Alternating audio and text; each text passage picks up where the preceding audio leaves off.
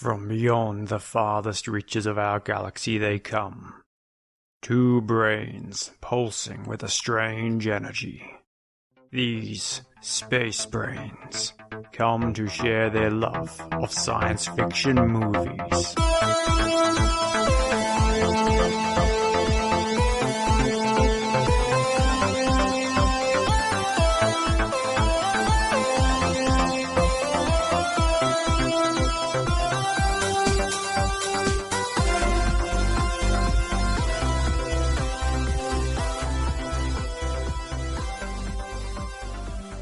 Hi, welcome to Space Brains, the show where we joy-watch sci-fi movies and then talk about what was good and what was great. I'm Surrey, and this is Mark.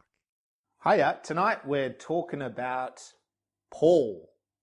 Not the guy, the alien in a movie with Englishmen in America. It's the 2011 sci-fi comedy film called Paul, which is basically about two English comic nerds. Sci-fi nerds, nerds. Not relatable to me at all, or you, Surrey. Go to the US for Comic-Con, and then they decide to kind of have a road trip, and on that road trip, they pick up an alien who's trying to escape Area 51. It's written by Simon Pegg and Nick Frost, and directed by Greg Mottola. And that is your warning from me. What do you have to say? There's a spoiler warning. If you haven't seen this film yet, it's been out for 9 years. It's on Netflix. You can rent it from just about any place. Do yourself a favour, go back and watch it, and then come and tune in because we're going to talk all about Paul. Warning. Go watch it. It's well worth it. And so what was your number one, number two, number three takeaway from Paul 2011? Sorry. The number one takeaway is that now I know where Spielberg gets his ideas from. Of course, an alien. Makes sense. The number two takeaway is all you need to do to overcome fundamentalist religion is the knowledge transfer of the combined wisdom of an alien race. Yeah, which is far superior to humans, so... Obviously. Yeah. I will talk a bit about that scene because it's up there for me. And what about your number three takeaway? Oh, do I need a number three takeaway? I want three out of this. We're a superior being tonight. I love Sigourney Weaver. Beautiful. Who doesn't? Always have since Alien. Yep. I mean, who just doesn't love that woman? And I love that in this film she's called Big Guy. The big guy. Yes, indeed. And how about you, Mark? Is this a movie of hope, warning, or is it an experiment? Hope. Why? Because it's about two ordinary guys, and even though they're up against the might of the US secretive agent world that exists out there that we all believe does exist when we don't really know if it does or not, you know, the Men in Black, just to refer to another film version of it, the X-Files, which is referenced in this film, which I loved as well. The hope factor comes in because I think two ordinary guys are actually willing to risk their own life and possible punishment to save a poor little alien that wants to just live. You know, he wants to get back home. He's just a cool little dude who wants to hang out and be cool. Yeah, there's a moment pretty early once they pick up Paul and that Simon Pegg's character, who's called Graham, has with Paul, and it's like it's a moment there of save the cat, really, but it's that he's like, oh, they were going to kill you, yeah. But he didn't even really need him to say that. He was willing to help him, and that's where the hope for me.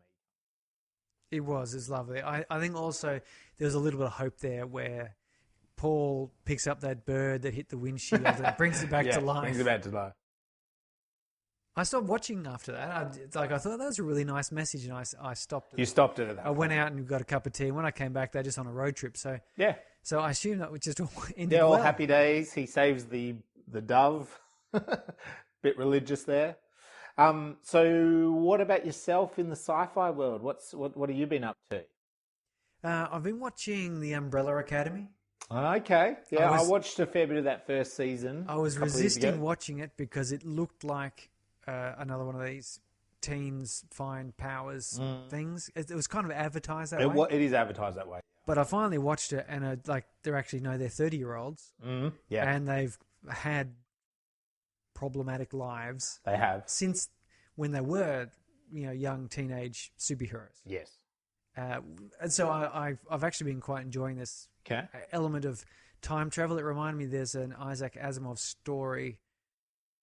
Oh, goodness me, I cannot remember what it is called. But the theory in this story is that humanity at some point discovered this extra dimension which ran a long time, and they built this elevator, basically, with different levels at different times. Oh, yeah, and I they know could the story. travel up and down, and they policed time, stopping humans from going too far or doing too many, going too far one way or the other. They kept humans safe and progressing nicely, what they considered to be nicely, which reminded me of this Umbrella Academy in that time travel sort of policing role. Mm-hmm. Of course, in the Asimov story, we discover that this policing effect they're having is actually limiting humans' capabilities. Right. And there were humans even further into the future that put a block on this time travel, which limits the maximum distance into the future that humans can travel. There's like this black spot where they can't go. Yeah. And finally, the main character discovers that basically humans at some point realized that they were screwing with humanity's development, but they couldn't go back and fix it because they didn't know what they would do. So they just put a block there and stopped.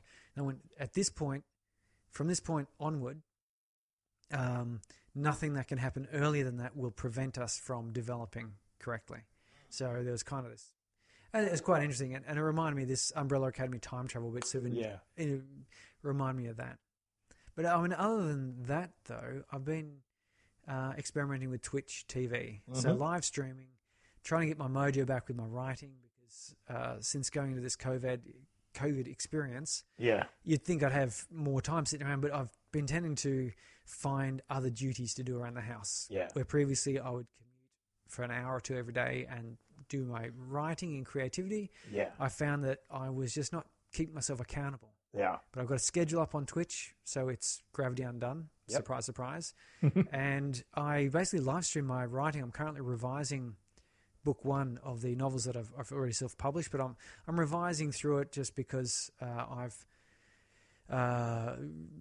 learnt more. I guess you're always learning more, and went back and reading it.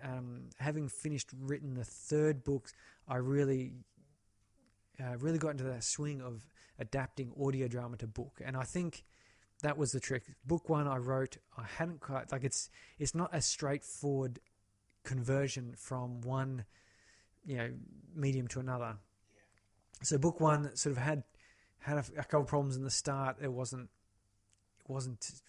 entirely adapted as well as it could have been to book form. Yep. So having learnt what I have learnt from my experience writing more of it and doing a few other bits, I've gone back and I'm revising through them. So basically, my Twitch stream is basically me reading the chapter as I go. Yep. And then stopping when I get to a shonky sentence or a place where a comma needs to go, or I find a bit that's a bit boring and I go, oh geez, okay, chop. Don't need to hear about that trip on the train where he does nothing. So chop that out, and I think that I've made it a bit more interesting. But yeah, that's my stream. So every morning, Perth time, 8 a.m. So that would be 10 or 11 o'clock in the morning on the east coast of Australia. It'd be like lunchtime in Europe, and in the United States, it would be 7 o'clock the evening. I think they could do one of those Google calculator things. Sorry, the schedule is on Twitch, but well, the problem is I have discovered that being in IT, I am constantly thinking in time zone terms. Yeah. And a number of times I've spoken to people and said, "Oh, it's at this blah blah blah GMT +8," and they go, "What? It's my time zone. It's +8." Yeah. +8 what? +8 hours from what? Greenwich Mean Time from 0? Yeah. What on earth are you talking about? These people are gooses. And sorry. you sort of go, Perth time. Oh, Perth time. Yes, I'm on Sydney time. Yeah. Okay. Well. Okay. Now I'm talking the same language. Sorry, I'm just talking a universal language that's been agreed upon for like hundreds of years. But no worries. Just say Sydney time. Sydney time, yeah. Well, see, the thing is, you talk to people in the United States, they talk about Central. Central, and you go, what is Central? What is Central? Who is Central? Which is fine if you're in the United States. It makes sense. It's but anyway, there you go. So Twitch TV, and that's very interesting. And I'm currently workshopping ideas on how we can maybe bring Space Brains a bit of video. Yeah. And in Twitch land. So maybe a 24-hour marathon Space Brains recording. You can do up to 48-hour Twitch sessions.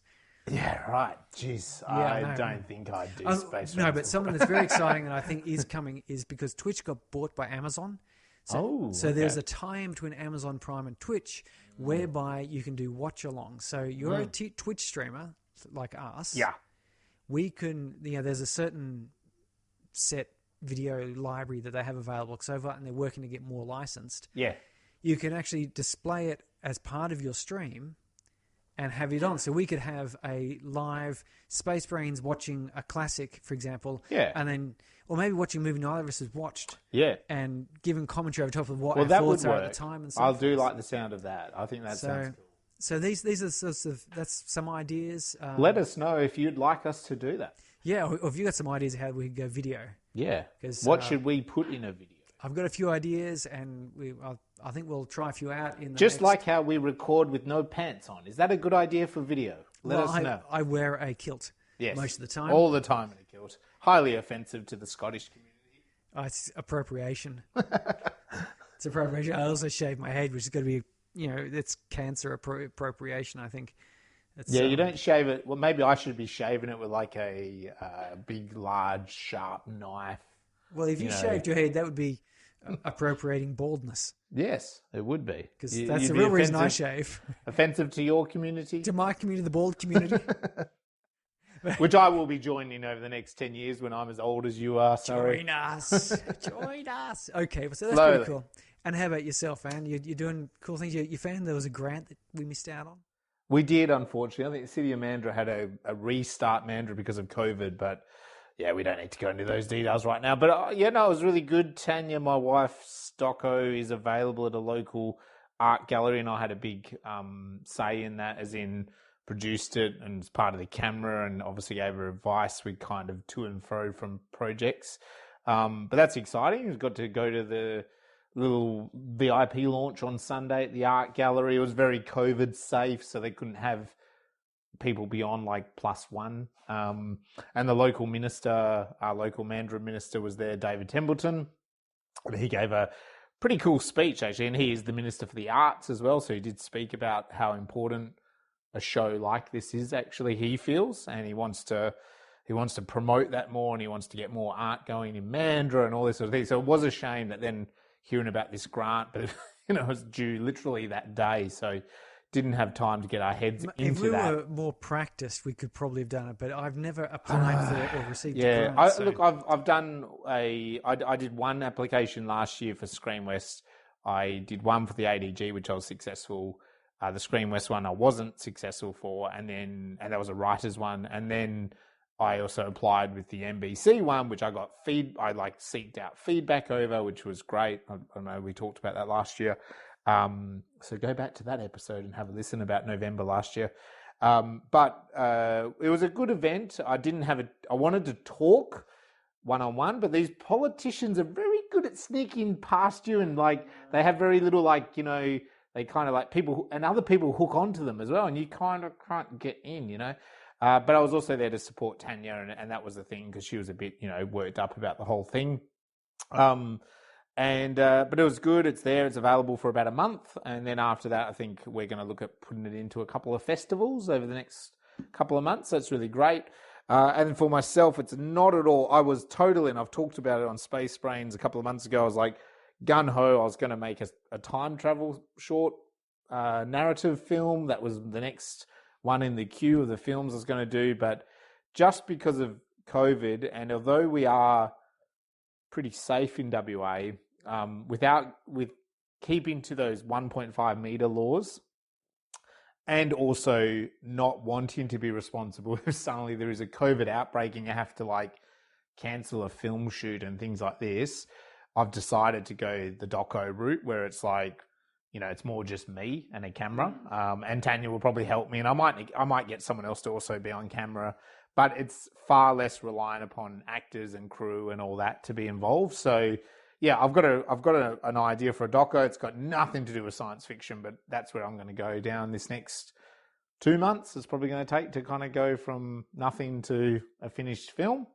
But I'm excited about that, and it's about Mandurah. It's a story specific in Mandurah, so I'll talk a bit more about that as it comes up. And we do have a bit of exciting news. So about a month and a half or so ago, we were fortunate enough to interview the writer and director of In Paradox, a Q80 film that's on Netflix.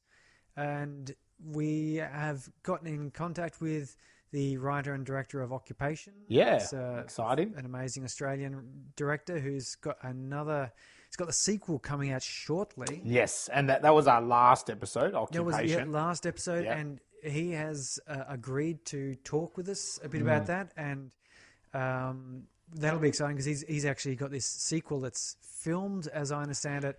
It's just going through whatever the last mysterious processes are that creative endeavors go through just prior to release. Yeah. Right now it's probably in a room with, people being very COVID safe that all have to watch it. The problem is that it could be sitting there just waiting to be released. But of course, cinemas are not in full production at the moment, and maybe it's waiting a little bit. But anyway, it'll be exciting to hear about the process of going from, first of all, producing this first film, which happened quite... few years ago now. 3 years ago, and it was in a compressed time frame. Yep. To then landing a sequel. Yep. And he's got some Hollywood names in there and Hollywood distributional connections there. I saw some names, but we'll find out more. So that's going to be really cool to get. So Luke Spark will be on a future episode of Space Brains, which is very exciting. But tonight we talk Paul. And I do like it. Before we get into this, one of the things I do like about Paul is Simon Pegg and Nick Frost. But Simon Pegg is a self-confessed Trekkie and a nerd. Like this movie, and because I was watching the interviews when this movie first came out, I was watching interviews with him. And he's saying this movie is actually, it's kind of a little bit autobiographical in that he has wanted to do these road trips. And he has gone to Comic-Con and he does love all this stuff. And sure enough, he has gone on then to produce a couple of he's cult sort of science fiction-esque movies, but then he's also been in Star Trek. And written, he wrote the last Star Trek film. Oh, did he write that one? Yeah, he's actually the scriptwriter of that. So imagine that. You're a Trekkie. I don't know the name of it. Please tell me what it is, but it is the 2016 Star Trek. Isn't that Into Darkness or something? Yeah, maybe. We might be showing that we're not quite up with the Star Trek version. Oh, no. We're getting there. Hey, look, we just watched a 2011 film, so we're a bit behind the time. We're moving our way forwards in time. Showing more our age, I think. But I think it's amazing. And for me, that's kind of... I like to... It's a bit of wish fulfillment vicariously through Simon Pegg that he pursued this nerdist goal and achieved with the ultimate. He got to play Scotty on Star Trek, and who does not want to play Scotty? Not that Scotty talks like that. But, and again, I'm sorry, I am wearing a kilt, so I'm being extra You're just offensive. Completely offending the whole Scottish... all our Scottish listeners there, sorry. I apologise. A bit of a wee bum pot. I learnt that one. I work with a Scot, and he calls me a wee bum pot. Which I assume means good person. Yeah, my main Scottish influence is How to Train Your Dragon. With the Vikings, the fictional Vikings that are all Scottish. Hey, I worked with... What's his name? Who plays the chief in 300 as well. The chief in 300? No, not the chief in 300. The chief in How to Train Your Dragon. And he also appears in 300. I can't remember. I worked with his cousin, who's an IT computer programmer. So there you go. A bit of a stretch of the celebrity wagon. Yeah, I know. It's not much there. You started with... I worked with the guy. The guy's cousin. The guy's third cousin that they weren't once close went cousins. out on a date with the sister. But anyway, there you go. But so yeah, you've mentioned Simon Pegg. He's one of the writers of this, and Nick Frost. Now, both of them you should recognise from those cult films: Shaun of the Dead, Hot Fuzz, The World's End. Interesting. Simon Pegg, as a writer, as a script writer, has been involved in the writing of all of those films. Nick Frost, not so much. He has written a couple of other TV. He's been credited for a couple of TV programs, a couple of spin-offs from Shaun of the Dead, and of course Paul. But Simon Pegg seems to have consistently been either the main script writer of a lot of those stories or co-written them with another person. And yeah, it was interesting. I have not seen it, but it's the latest, I believe it's the latest Star Trek. So it was 2016. As I said, I can't quite remember the name. Also, just take note of the director, Greg Mottola, big comedy director, Superbad. I mean, come on, you can't deny Superbad is a very funny movie. Nothing to do with sci-fi.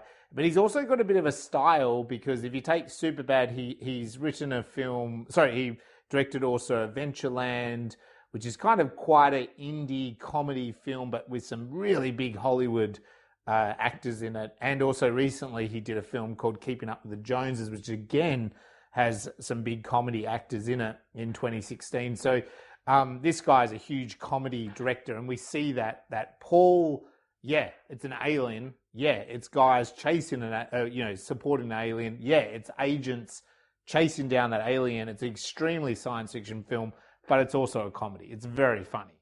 It is, and one of the things I do like about it, it's not a... It has elements of your typical Hollywood comedy, but it is also, you can see the British sense of humour coming through. That sort of wry, ironic, self-deprecating little views. Definitely. Little side nods and things, as opposed to you've got the Paul character who's like Seth Rogen. Yep. Yeah. Yes, not Joe Rogan. That's it. I was going, hang on, did I say the right Rogan? Seth Rogen, Canadian-American actor. Yes. Comedian. Yes, and so, you've got his sort of wise cracks and his sort of boyish humour. But at the same time, you've also then got that, couple of Brits lost in America sort of humour, which is quite good. There's a great, there's a good line when big guy Sigourney Weaver does say to Jason Bateman, who's playing the agent, like he's like, "Oh, two British nerds picked him up," and she's like, "Oh no, two nerds from England picked him up," and she goes, "New England," and he goes, "No, Old England." And she's like, "Creepy." So it's like, that sort of analogy of the American view of the English. And it's the same when the sheriff kind of says, "I've heard about you guys. You don't have guns." So what do they do? What do they do when they want to shoot people? Police don't shoot people. They don't shoot people? Yeah. So there is that kind of like dry what's their English point? Comedy in it. There really is that in there. The director and the writers and a few of the stars in this, Simon Pegg, Nick Frost, who wrote it, Kristen Wiig pops up, Sigourney Weaver, who Surrey has a major crush on, Seth Rogen has the voice of Paul, and Jason Bateman. And it's interesting, a lot of these actors, there's also a lot of B characters in this. Those actors have all continued on careers and haven't big careers, Who's that Glee woman?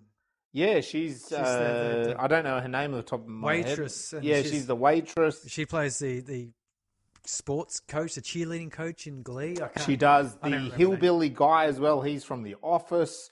The young rookie who, again, my name escapes me, that kind of realizes Brooklyn Nine-Nine. Bill Hader. Bill Hader.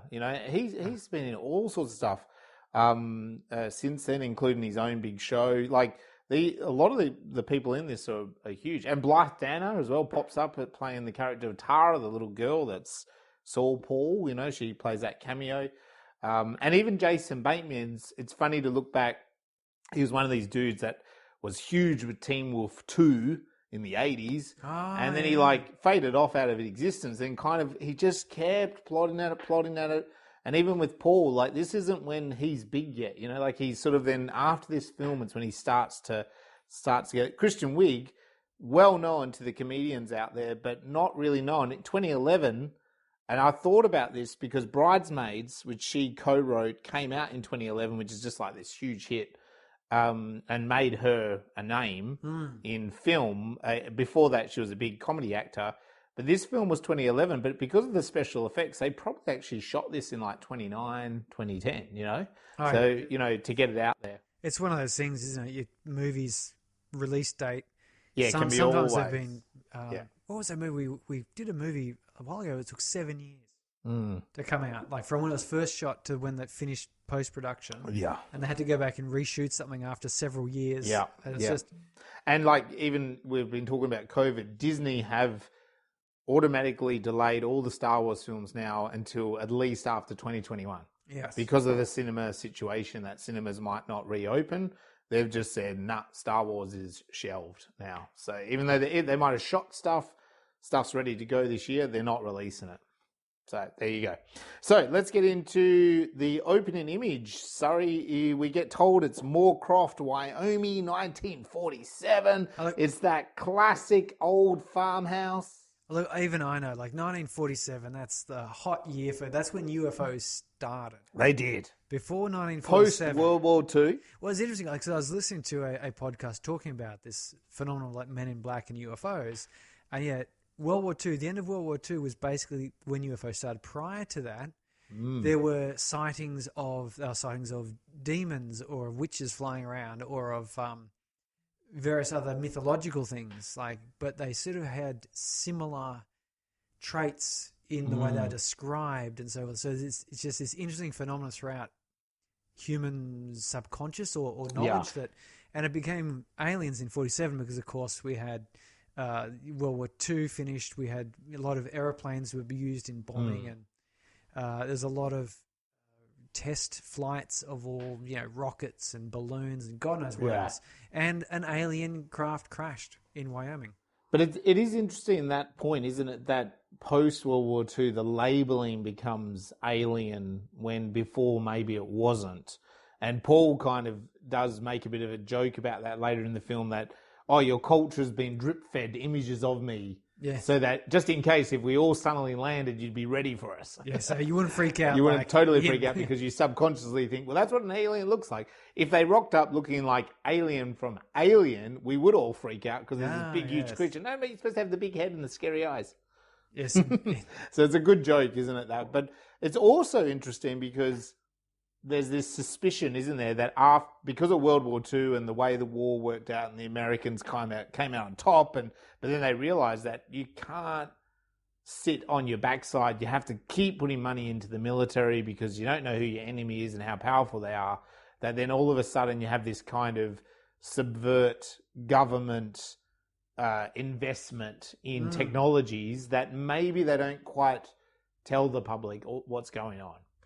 And so yes, it could be aliens, but it could also be them testing some sort of type of military plane. A number of UFO sightings have later been confirmed to be rocket tests. Yeah. However, recently you've seen that footage from the American Navy. The Navy's been releasing footage. They've released some footage, and the CIA's, or not the CIA, I think. Was the CIA? Yeah, they've released some footage from the planes that show these weird aircrafts in the sky and the pilots kind of shitting their pants going, I don't know what that is. Interesting. It happened 10 years ago. I have unfortunately also seen a lot of the debunking of those, demonstrating the technologies involved. Well, this is the problem with the internet, but you can never completely trust that, can you? Because you kind of think, well, no, it could be doctored and just put out there, yeah. But anyway. If you go to my blog, I do talk about seeing a UFO, so go check it out. I'll tell you. I should write a blog about the alien I saw. Yeah, you should. I saw the space one. Jeez, it's just one of the most amazing experiences I had. It wasn't a real spaceman, but it could have been. It could have. See, this is the thing about these sorts of experiences. Most of them are determined by what you choose to believe they are. Sorry, I was trying to leave it open-ended. But that's what makes them reality. Read the blog. One way or the other, it's reality or not. It's the Matrix, man. It's the Matrix. But that's exactly how things like religion and magic and UFOs and all these things work, is that that's your worldview, it is reality. Yeah. Oh, yeah. There is no proof that can show otherwise. No. No, if you, this is the thing. If you're walking along a country road at night, and lights hover over you and land on top of you, and a little green man gets out and talks to you, that's what happened to you. Yeah, exactly. But it doesn't mean that is actually what happened to you. Someone else could be sitting there and watching and see something entirely different. See something completely different. And they could have measured something entirely different, but to the person where that was a real experience, because the brain doesn't know. Anyway, no, we're sort of getting off here on these sort of interesting tangents. And that's what happens to these guys. So this little girl comes running out, the dog's kind of barking and runs off. There's light flickers in the sky, and the dog runs out. She's calling the dog Paul. Paul. And the poor dog looks up, and we see these lights, and the lights come down and kind of squish the dog. Yes, it's squish. Opening credits, we have Paul kind of being put over really big concrete green old school doors, and then it flashes to saying present day, and these two guys are on the street, and they're surrounded by orcs. Orcs walk up next to them and sort of look at them, and they go, "Oh yeah," and sort of shrug about it, they're kind of nervously excited, I suppose, is maybe a way to say it. Anyway, these two guys, which is Simon Pegg and Nick Frost, as we said, Simon plays a character called Graham, and Nick plays a guy called Clive. And they just basically have a nice, fun montage for a couple of minutes, don't they, at Comic-Con? Comic-Con, yes. So they do things like they're shooting virtual reality, they cheer on a robot, and they just kind of have a good time. And then it's a nice, I really like this because it's a little fun montage. Always like montages. Time for a montage. And then they're really super excited because they're going to get to meet Adam Shadowgiant. What, you've never heard of him? Sorry? You've never heard of him? It's like Julia Plunkett and the Golden Watering Can? It's always Jenny and the... Yeah, that's why I couldn't think of the name, so I said Julia Plunkett. But it's always Jenny. It's like Jenny and the Muffin Tops, or Jenny and the Outer Space Muffin Tops, something like that. But they're going to meet this Adam Shadowchild, and it's that typical, like, they're standing in a queue, getting closer and closer. And look, to be honest, I can't remember this guy's name, but he's an awesome American comedic actor, been in loads and loads of films, and really known as the father in Arrested Development. And he just sort of plays that arsehole character so well. Jason Bateman, there's a connection, Arrested Development. Quite often these guys work together, don't they?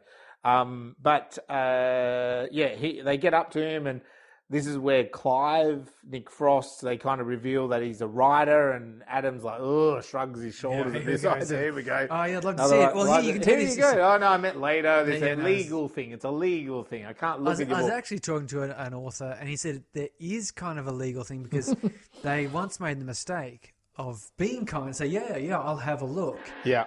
And they took it and they started reading it, and then, like, the next book they brought out, this guy contacted and said, "Did you take my idea?" Like, and the agent's like, "You can't. When you're a published author, you can't take manuscripts without like an NDA, without like legal protections, legal people being involved. Because most of the time it's okay, but every now and then you get some fruitcake who is convinced that their novel was just so amazing that you had to steal it. Like Clive Palmer, they're just going to sue you and sue you. Sue you because, and anyone who's not Australian, particularly if you're not Western Australian, you will not get that reference. I think everyone in Australia gets that reference right now. Yeah, but in WA we really do. But I like this guy, and I loved, like, they move on and they sort of like go take, and I just love the next people in line, a young couple or young, we really loved you. I really like you, Adam Shadowchild. He goes, "Did you buy a book?" And they go, "No," and he goes, "Then fuck off." I got to see Matthew Riley do this, and it was a really good experience. I didn't notice him doing this. He was very gentlemanly about everything. He owns a DeLorean. That was really exciting. But yeah, I like this idea as it reminded me of that experience of meeting Matthew Riley in that queue of people. That everyone is like fans of this author. It's an incredible experience. They get their selfie with Adam Shadowchild, but he's just like a little speck in the background somewhere. And didn't you love, sorry, I thought you would like this, I really liked it, is like they're using this digital camera. I mean, this is 2011. I mean, were phones that Yeah. shitty in 2011. Like they had a digital camera, Yeah, but it was distance like enough. the digital camera's even pretty shitty, wasn't it? I think it was just a bit of a joke about it, but yeah, they didn't have much money and Maybe it was a bit of a joke about UFO shots and like because Bigfoot even and- the not FBI agent, because we're not told the FBI, but even the rookie he keeps doing that with that digital camera, like keeps taking photos of everything, and it's a really shitty little camera. Yeah, anyway, it's just maybe cameras have come that far in that quick a time. Yeah, I'm not sure. Anyway, so then they're back at the hotel room. There's good references to them being a couple, and this film keeps touching on that they're a gay couple. Yeah, no, I at first was sort of going, is this sort of a bit of like a historic throwback to old attitudes? But I actually realised, no, it's more sort of pointing out there's outsiders. People want to categorise and classify outsiders. So Clive and Graham are outsiders. They're total nerds, and they're British as well. They're British in America. And they're all very, very excited About the way, everything. About everything. Yeah. That, the mainstream people they meet don't know how to take them, and so just sort of fall onto some stereotype. Like two guys, they're weird, must be gay. Yeah. No. They didn't even. They didn't even make that joke. No. We're British. No, but it's just. So I think actually it was more highlighting that. Yeah, as a society, People label. If anything's a little bit outside of our normal experience, like a couple of nerds, and I go, well, I don't know how to deal with this.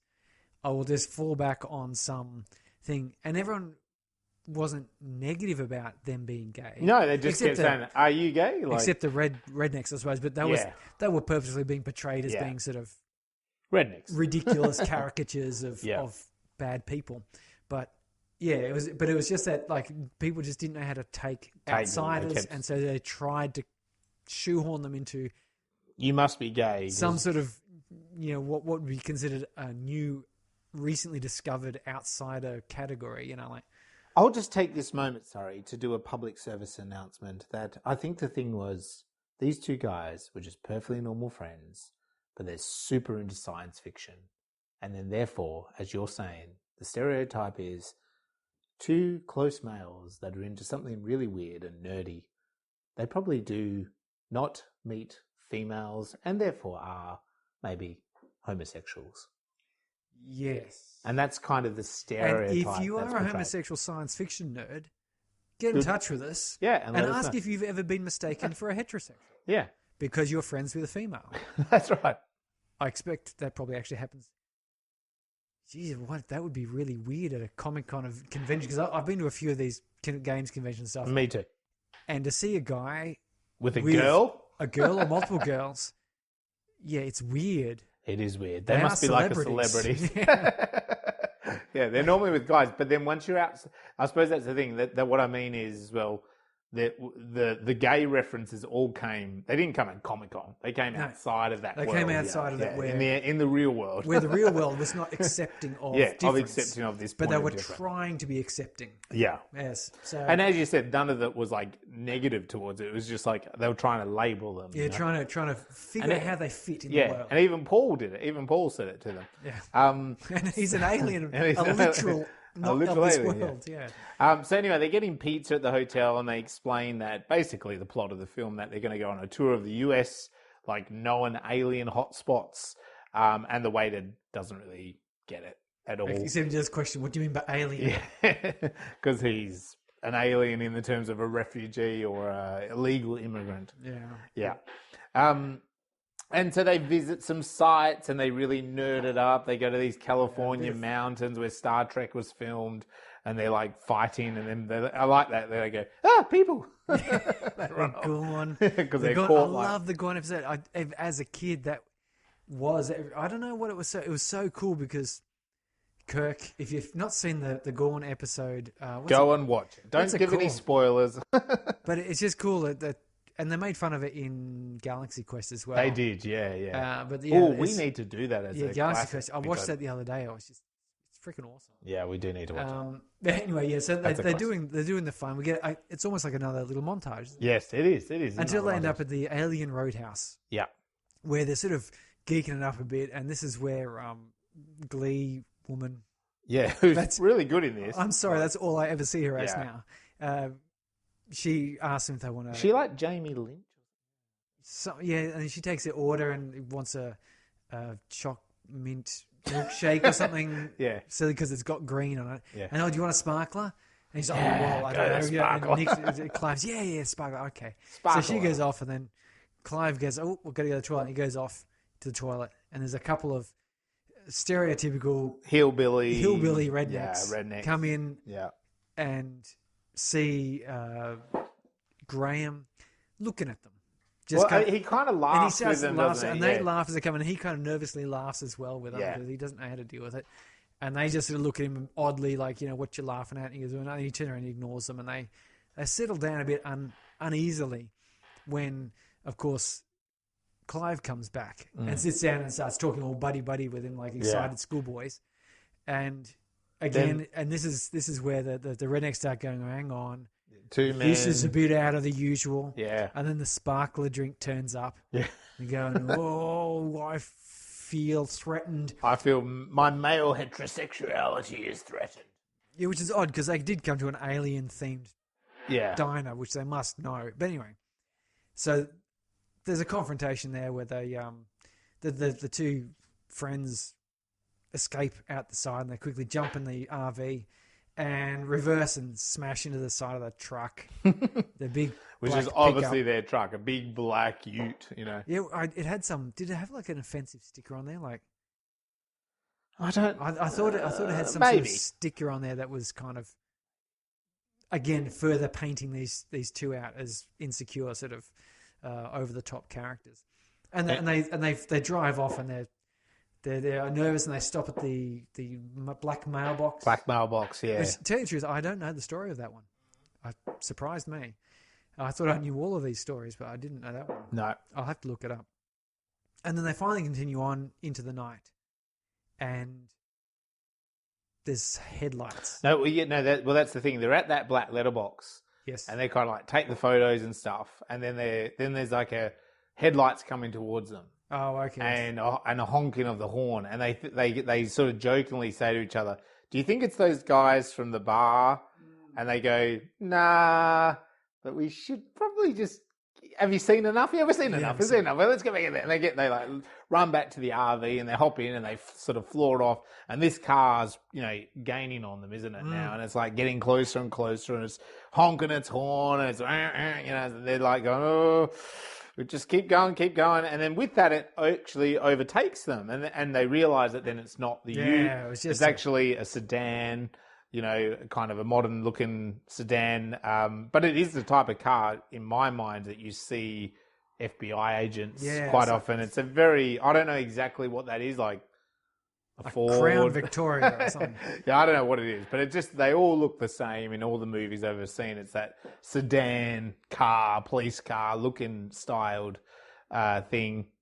And it goes out, and they're like, oh, they relax. Thank God it doesn't. And as they're relaxing and it's overtaked them, the car just violently crashes in front of them. Slides off the road, flips and crashes and tumbles. Burns up, reverses into the desert. But like a couple of nice boys, they stop to see if there's anything wrong. Yeah, no and hit I and run. checked, this happened in about 13 minutes. Yes, it did. So all of that stuff that happened, like all those... Yeah. Really packed on because of the montage effect, I think. They used a couple good montages there, which really gave you that feeling that time had passed, stuff had happened. These kids... But anyways, so the car crashed. They go to investigate. And out of the darkness comes... An alien. Like, you can't... Smoking a cigarette. It looks exactly like an alien. Yeah, it's a classic alien. And of course... Big head, big eyes. Clive, who had previously been saying, if we ever met one, I'd be cool and all the rest of it. Yeah. He keels over backwards and... Pees his pants. He's got a child's bladder. Graham on the other hand, he's nervous and upset and unsure. And we get a bit of a chat. This alien is not like... we come in peace, phone home. He's like, motherfucker, what the hell's going on in this town? He's like, you got to help us. We're going to get out of here. Why does he wet his pants? Just let's lift him onto the car. You know, like, yeah, I'm an alien. Let's just move it. You know, like I'm on the road. You know, I've got to get moving. And I think this is where he does say, like, you know, surely we should call the police or something. And Paul says the line, which is a great line, actually. He goes, sometimes you just got to roll the dice. And like, he's giving him an ultimatum, isn't he? It's a great classic ultimatum to Graham. Clive has passed out. He's saying to him, you could ring the authorities. Play it safe. You could play it safe. You could do the same old thing that you do. But hey, I'm an alien, and you guys were literally out here like hunting an alien. Why don't we roll the dice and see where this goes? And he agrees to it. And I liked that. I really thought that was cool. So then anyway, they're driving down the road, and this is where we get a bit of like, you know, understanding of what's going on. And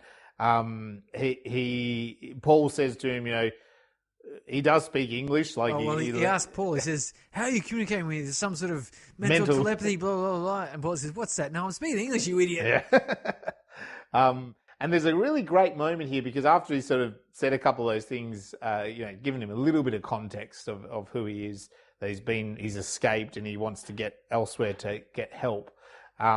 He says, we need to get away from the big guy. And there's a great, like, as soon as he says that, it's cut.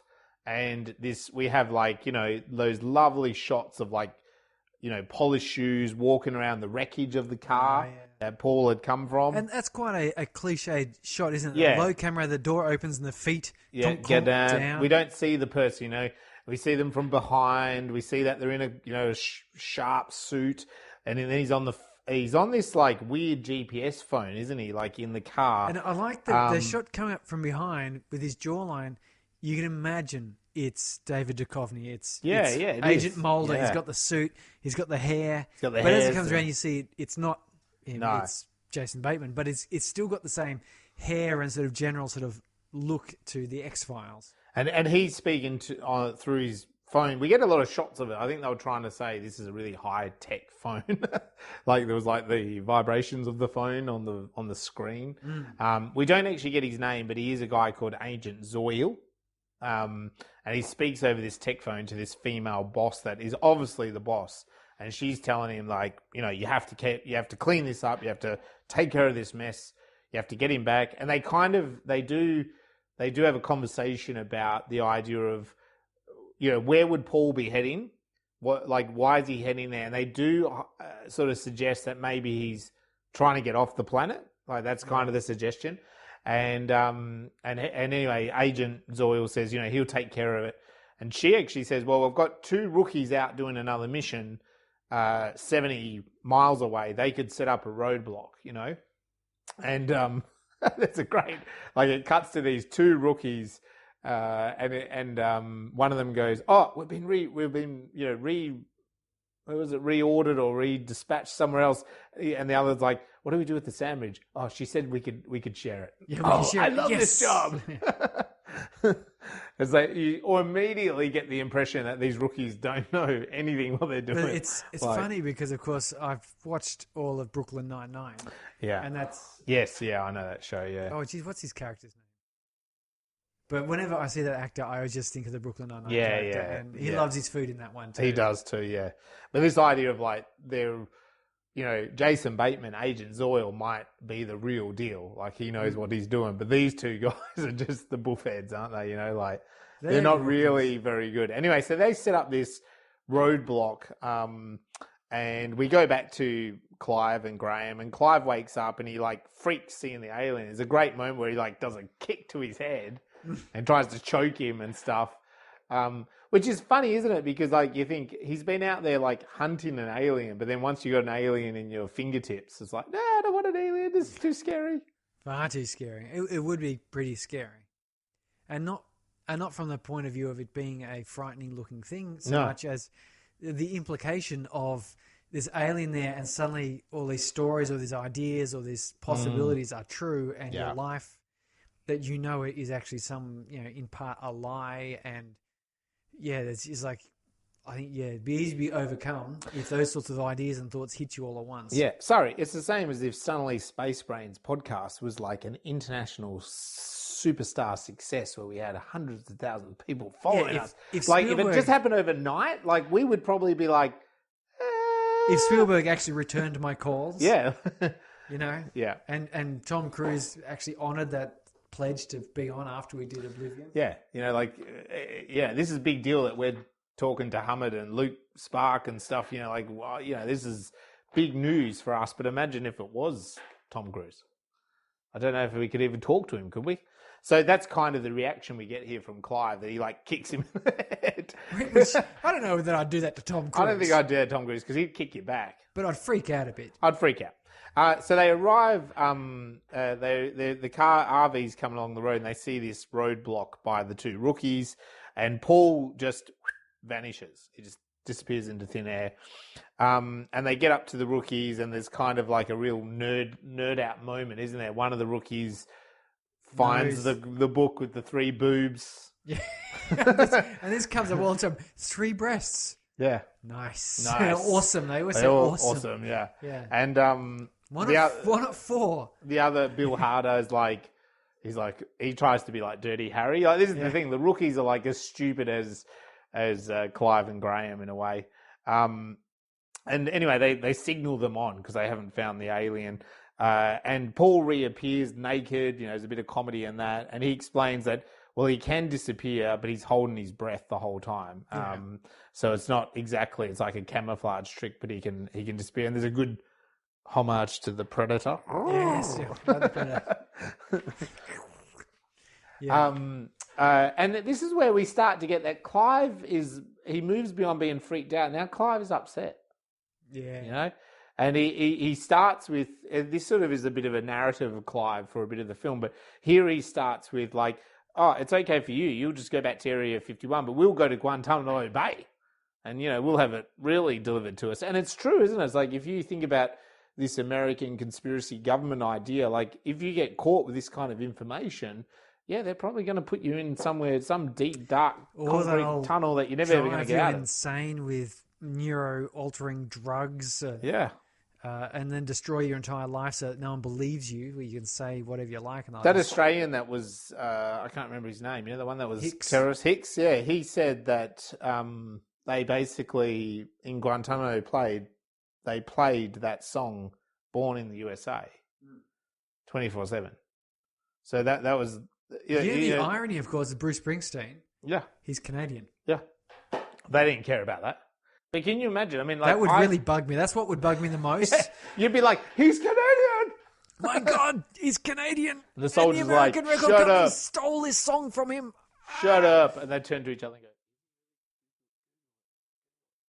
oh, fuck you. Shit. That's okay. Change the mix. No, we can't now. Then we look stupid. That's okay. We're just playing it. We still claim Russell Crowe as Australian. Yeah, we do. Born in New Zealand. Yeah. But like anything, I don't know about you, I play things with my children.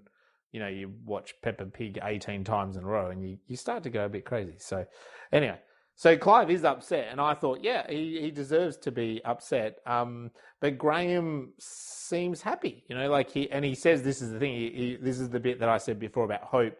This is where he says, yeah, but he explains to Clive that he wanted to help Paul because, well, his life's in danger. Like, we should be helping him. And I quite like, this is where that hope comes in. That, to me, Graham from the outset is very helpful and caring and wants to help, even though there's danger for him in it, you know, that he might get arrested and locked away. Agent Zoyle arrives at the roadblock and, you know, he's kind of pretty much like, this was a waste of time until they describe Clive and Greg. They said, oh, there was a couple of locals and then these 2 pissy nerd jeans guys. And he's like, what? Because it was a disturbing scene where he sits down, there's a puddle of something. Yeah. He dips his finger and brings it up off camera, and then it's like down such very quickly. Yeah. So it's like, but that's what got him. And he said, it's time to close the roadblock. And they're like, why? And he goes, because it didn't work. Because that to him is the clue. You know? Yeah. And again, it adds to Agent Zoyle knowing his shit, you know. Clive and Graham, they go through a petrol station, and there's a cop. So it's that old, you know, you're on the run, and okay, you end up at a petrol station, and lo and behold, who's there at the same time? But a small cop. country cop. Yeah, and we get that kind of like the country cop says to him about what do the English police do when they want to shoot someone? Yeah, you don't got guns. No, not very many. No, maybe some farmers.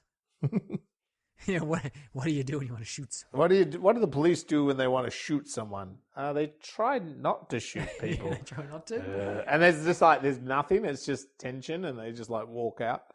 So that's that British humour there, really, I think. Yeah, off they trot. And this is where then they're off and they're good, and they're like, oh, you did well with the cop. And they hit this thing. They hit a bird, and the bird whacks out on the highway, and they get out, and they're like all a bit sad. And this bird's there, and of course Paul picks it up, and he does this like special mind power, Mr. Miyagi sort of stuff, Yeah, and the bird comes back to life. It's magic, and he just eats it. He gobbles it down. And he's like, oh, that's so good. Why'd you do that? Well, I'm not going to eat a dead bird. That's disgusting. And we cut to then Agent Zoya reports back to Big Guy that like they're at the petrol station. And they were here, and they're kind of on their tail. She says she really wants the alien dead now. And this is where the Bill Hader rookie hears it. Like, he kind of starts, they're looking for an alien. So, because they were being kept in the dark into here. They pull the RV into a quiet space that looks a bit scary. And Ruth greets them. Now, this is that Christian Rigg character. She has one dark eyeglass patch thing going on, doesn't she? Very memorable. She's got that very cool T-shirt. Very cool T-shirt about Jesus. What was it? Jesus Evolve this. Evolve this. Why is Jesus shooting Darwin in the head? Because of his theory of evolution. Yeah, which does make sense. That's a very cool shirt, though. It is a cool shirt. Where do you get that shirt? And Ruth and Graham kind of is a bit smitten by her, Anyway, so Ruth kind of, we learn, has a bit of a mystery, dark father, classic oppressive man in the shadows that tells her off for taking too long. Yes. What are you doing? You're talking to the customer. Get back inside. Time to pray, I think he says. Yeah, time to pray, and she does. This is then Paul around the campfire sort of suggests, are you guys? And he like mimics all gay actions kind of thing. Like, and these two guys are just looking at him going, what? What are you doing? Oh, no, we're just friends. No, we're just friends. Again, it's that sort of thing. And he actually then goes, it's okay, everyone on my planet is bi. It's about the experience. Yes, it's about the pleasure, baby. It's about the pleasure, baby. And then this is also where he explains that he crashed, and since then he's been sitting back and helping the government do things. This is where we get a little homage and it is Steven Spielberg. Yeah, in this, and he's sitting in the warehouse where they hide the Ark of the Covenant. Yes. Yeah, or a warehouse very much like that. Yeah. And it says, it writes up, it's 1980, and he's having a chat with Steven Spielberg about E.T., and how he should phone home or whatever, and then when it comes back they go, it sounds very Agent Mulder of you, and he's like, Agent Mulder was my idea. Yes. And anyway, they all have a dance and a play, and they're all getting drunk and having a good old time, and Ruth kind of sees something a bit iffy with her good eye. Yeah, she doesn't sees quite get to see it all, but three people dance. She sees three sort of legs dancing. So in the morning, she kind of comes hunting, and this is where she is wearing her Jesus shooting Darwin shirt. And she starts to explain a bit about Darwinism being, false compared to the Bible. And Paul is in the bathroom. Paul's in the toilet hiding, and he just starts having that argument with her about Darwinism versus the religion. And of course, then he reveals herself, and she passes out. They'd think, we've got to get out of here. Like, let's just take her down the road.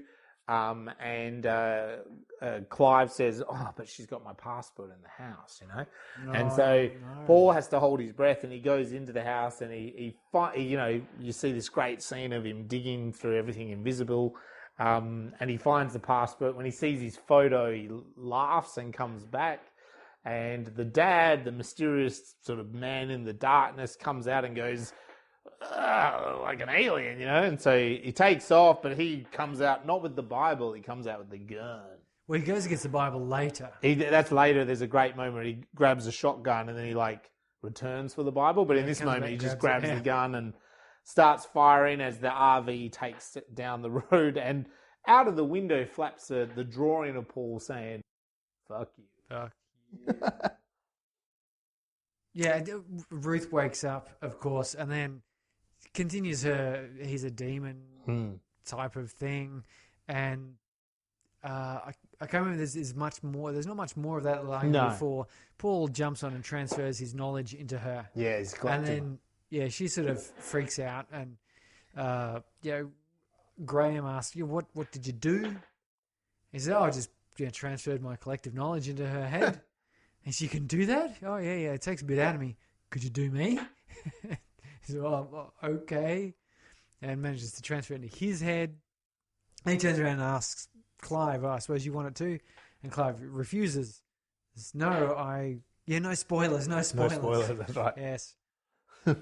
What was the movie that he'd heard the spoilers for, the TV show? Because Graham had watched... What did he watch ahead of him? I can't remember.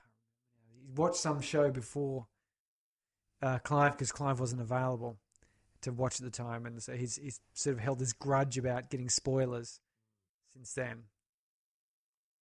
And then, so that all happens. And we have the agents turn up at the caravan park and they do a bit of a search. And is this where, Ruth calls from the... Not yet. Oh, no, they just grab the phone and they forward it through. Yeah, yes. They forward the phone. Yeah. And the Bill Hader rookie sees the alien drawing, so he sort of takes that, and they leave, and the dad then starts listening on his radio, and he hears Agent Zoyle saying to the big guy that, there's an alien, this alien's taken them, and so that's when there's a great shot where he just grabs his shotgun, walks out of shot, but then comes back for the Bible. Comes back for the Bible. I love that. Reach that for the Bible, and then they're driving down the highway in the RV, and Clive asks, Paul asks Clive, what's the beef? What's the problem here with all this situation? You wanted an alien, I'm an alien, and Clive says that, well, he wanted this trip to be special. This was his time to be, to be Clive and Graham. They have the moment. And then now that you've picked up an alien and you guys have bonded, and then now we've got Ruth and Graham's kind of into Ruth and Ruth's into Graham.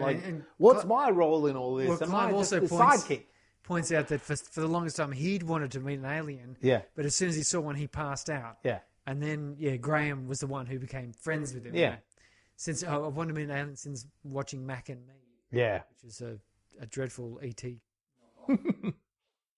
But anyway, they kind of Paul, he says to him, well, the first time I saw a human, I freaked out too, and I wasn't happy, and you guys are weird with your big heads and your little bodies. But no, I think it's the other way around. It's your big bodies and your little heads. It's weird. And so he makes it okay. And then at the same time, Ruth and Graham are debating, because Ruth's well, if I'm free of all the Christian thing, I should fornicate and swear, and I should just live my life. All of these things? And so she starts doing it. She grabs Graham's balls and she kisses him, and she swears really badly, and just has a moment. And he says, well, you don't sort of have to do everything at once. You can come with us and just sort of see where that goes. And she agrees.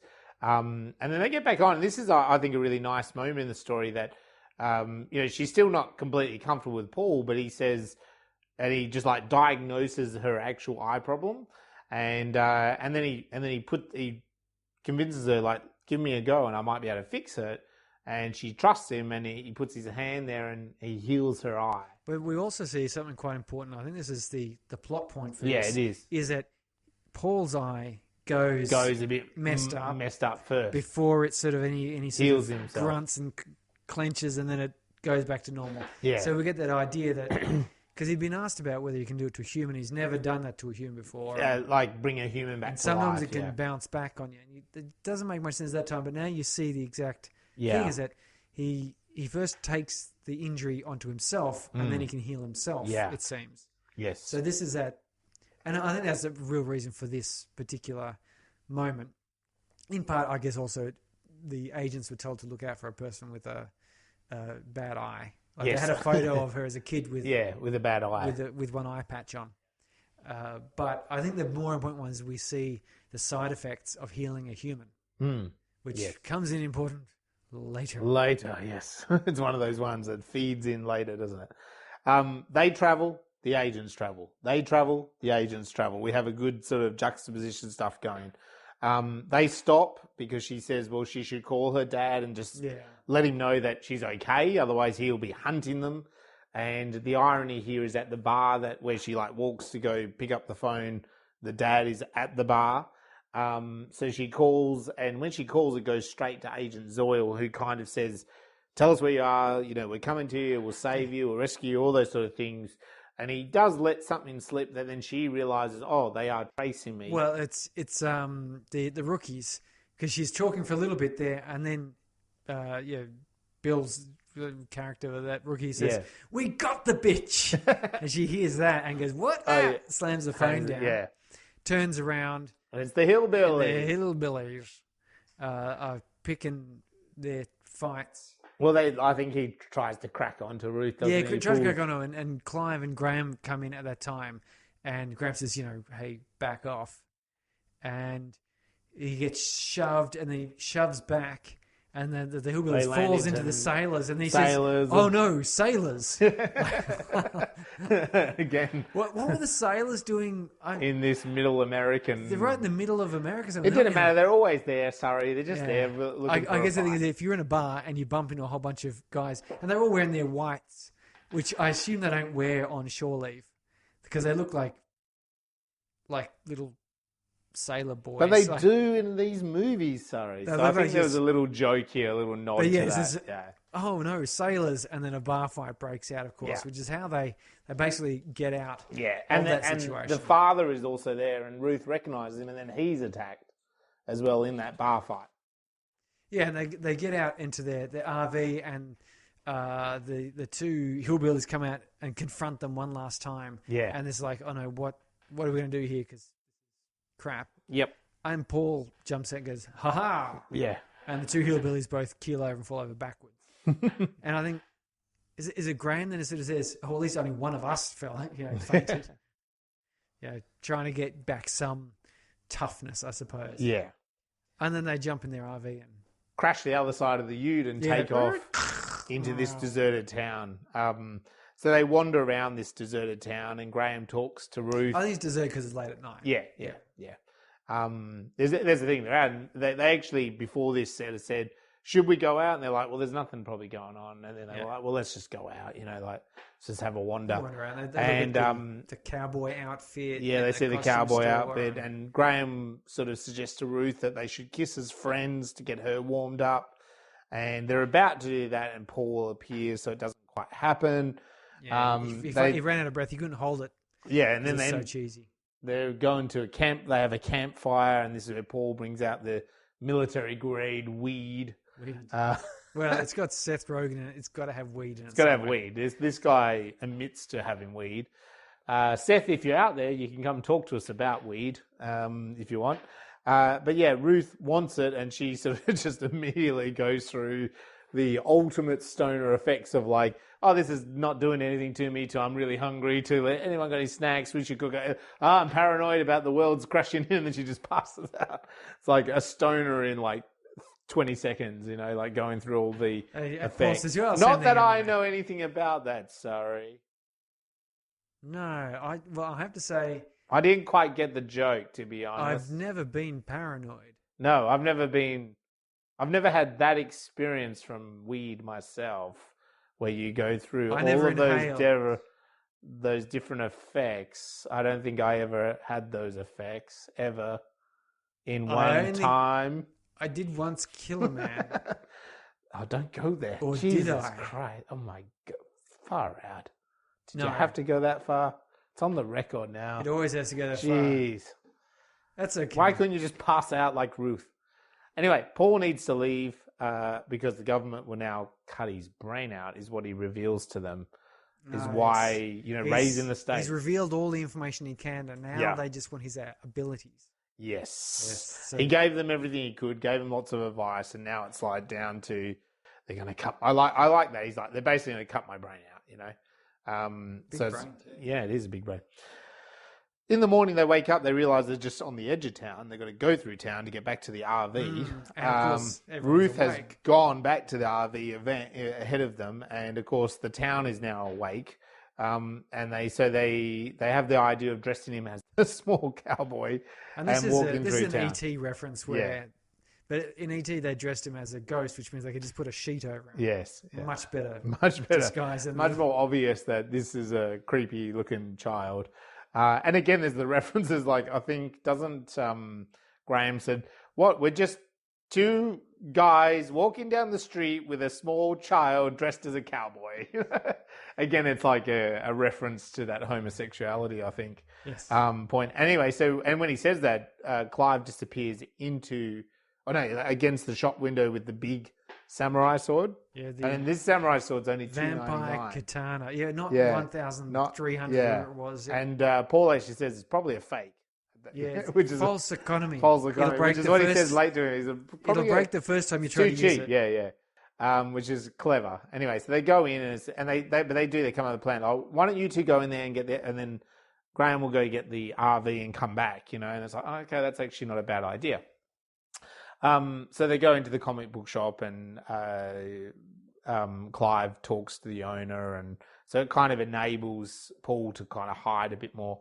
We have then we have the agent Zoyle. He's knocking on RVs, and you can see that where Ruth is only a couple of RVs up, and he's talking to people about, oh, have you seen these people and stuff like that. We cut back to the rookie agents, and they're in town, near the comic book shop. And they're having a private conversation, sort of saying, well, yeah, I think we're chasing an alien. This is what it's been. They've been lying to us. This is what we're after.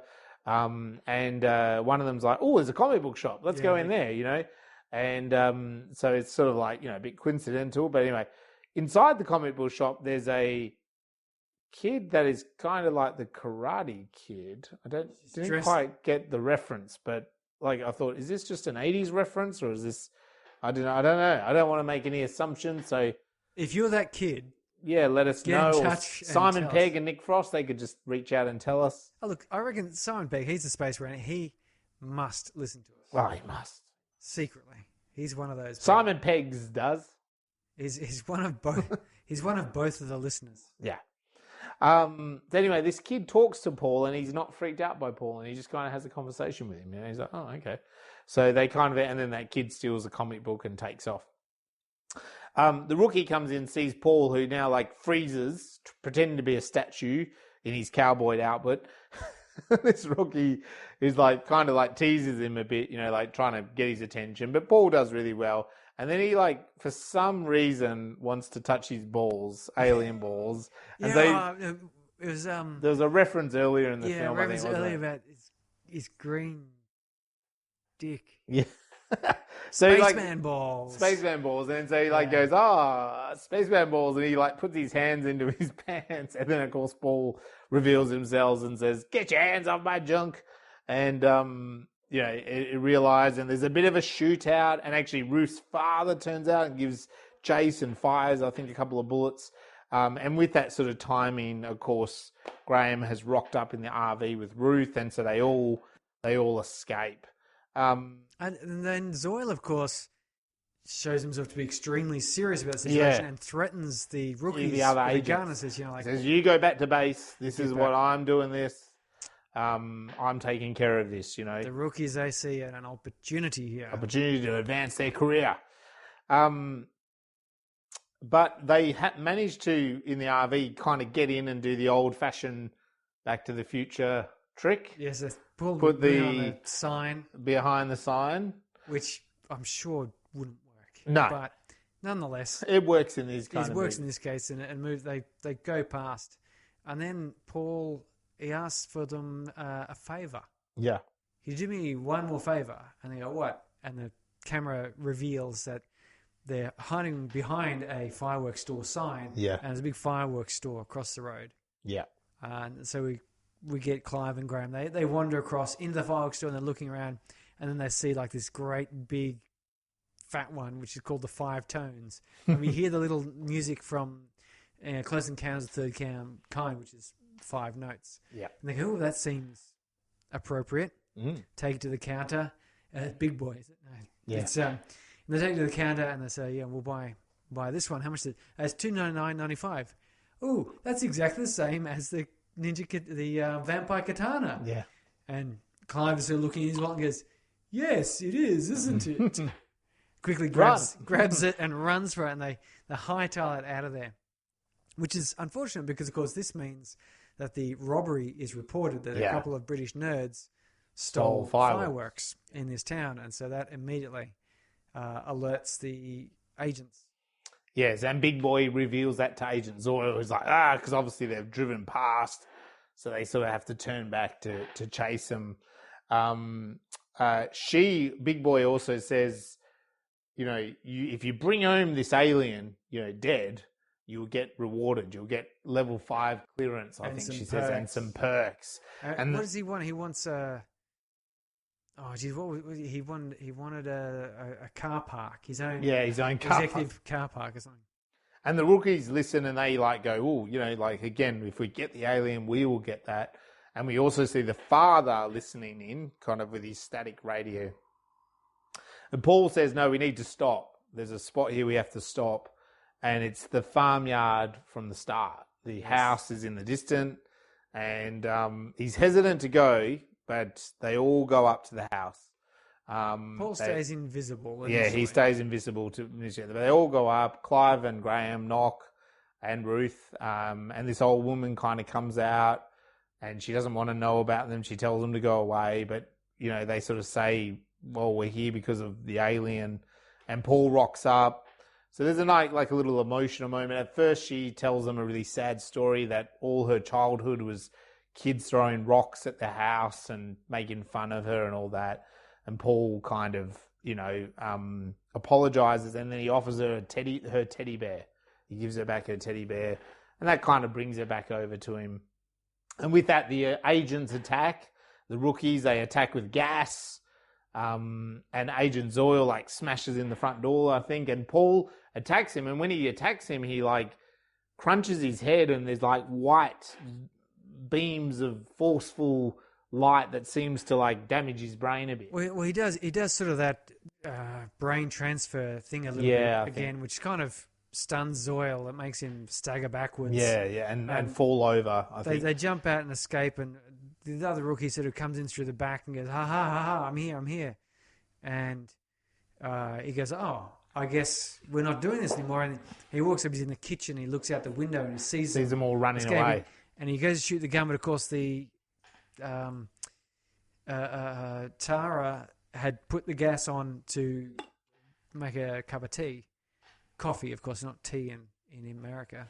And he fires his gun and boom, we get an explosion. And the house is a really cool explosion too. Yeah. The house is just it's an awesome explosion, yeah. And the rookies, I don't think they make it. No, well, not that rookie. He's gone. He's gone. The other one and the father kind of give chase.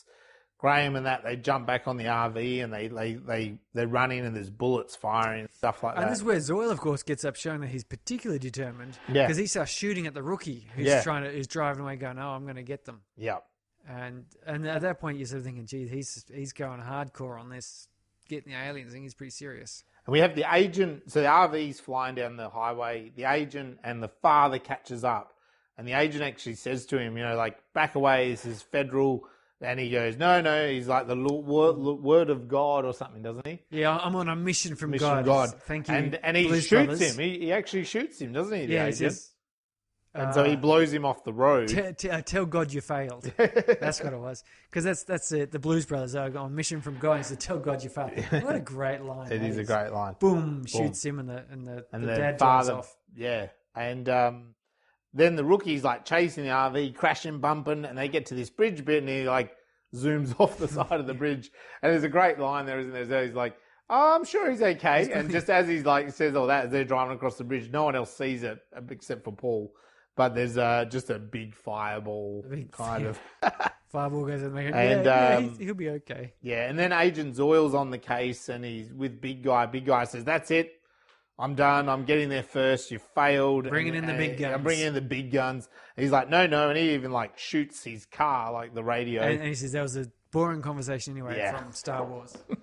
Beautiful. The RV doesn't work anymore. It stopped working, and Paul walks into like the woods, the mountains. There's this odd-shaped mountain. A bit, Close Encounters looking Close Encounters, top mountain thing. And he says, "Well, we're here now anyway, so the rest is on foot." Agent Zoyle arrives at that point and is like, "No, we're going to get you." So he's hunting them through the woods. But they get to a point and they light up the fireworks. Paul lights it up. After them, like going, "You're supposed to be 500 feet away from the explosion." But then we'll be too far. We'll be behind the tree line. And then Paul just lights it, so they all like run back, and there's a nice little beat there, isn't there, of fireworks? Yes. And he's like, "What now? Just gotta wait. Just gotta wait for them to come." Agent Zoyle arrives, and you think he's gonna like blow them out of the sky. And with that, there's these weird golden rays through the tree, isn't it? Again, it's very Close Encounters of the Third Kind. Close Encounters, very X-Files as X-Files, even Cocoon, I thought here, where there's Cocoon. I know that's in the water, but there's kind of that mysterious. Yeah, like I say, when I watched Cocoon as a kid, it freaked me out at the start there, where he's they're diving down, pulling up these weird pods, and then he peeks through to see the woman and like her skin is like a suit over top of something like that totally still scared, freaked you out still to this day. Yeah, that freaked me out. But it's not a spaceship; it's a helicopter, and it lands, and the big guy gets out, which is Sigourney Weaver dressed up in a ball gown, and a few troopers, a few soldiers. Agent Zoyle suddenly then instead of shooting what you thought he was going to be doing, is Paul and that he shoots those soldiers. I think he takes one out. Takes the other one, gets that one clipped. It's Terminator 2 style because it's like just the leg and the shoulder. Shoulder and boom, boom. They'll survive. But he does get shot himself, and he says, "No, he admits that he's Paul. He was the Paul, the inside guy. Yeah, Paul's friend." Paul was what who mashed him up with his wife. That's right, yeah. But in this moment, and I love this, and this is, I'm sure, why you get a bit excited around Sigourney Weaver, because they all fight the big guy. And she just like kicks all of their butts, doesn't she? She's the big guy for a reason. She is the big guy. She's like a military soldier. She just like knocks them all out. They're all trying to have a go at her. And she kicks butt. Ruth's father suddenly shows up, and I don't know if he says something here, he probably does, but he fires his big shotgun. And it just blows Graham out of the water, doesn't it? He's like, "Oh, no, I'm okay." Yeah, he jumps in front. Yeah, he jumps in front. He takes the bullet, Takes the bullet in front of Paul. And he's just got this big mess, and he collapses, and he's dying, and they kind of tell him, Ruth's not happy. You missed the exciting bit there where the big guy, Sigourney Weaver, is wailing on, is it Ruth? And then, who says it now? And all of a sudden I'm confused about it. Who was involved? Well, big guy was kicking all the butts, and then isn't it Blythe Danner, is the one that stands up to her and Tara knocks her down? Oh, that's it. Yeah, so, she's beating up on Ruth, and then Tara says, "Get away from her, you bit." And she knocks her back, she actually knocks her over. Knocks her down, yes. Yeah, and then that's when Ruth's father rocks up. It's important to get that, because the moment Sigourney Weaver came on scene, I was waiting for someone to say, "Get away from her." You had to have that. Anyway, and so Ruth's father rocks up, and he wants to shoot the Graham. No, shoot the Paul.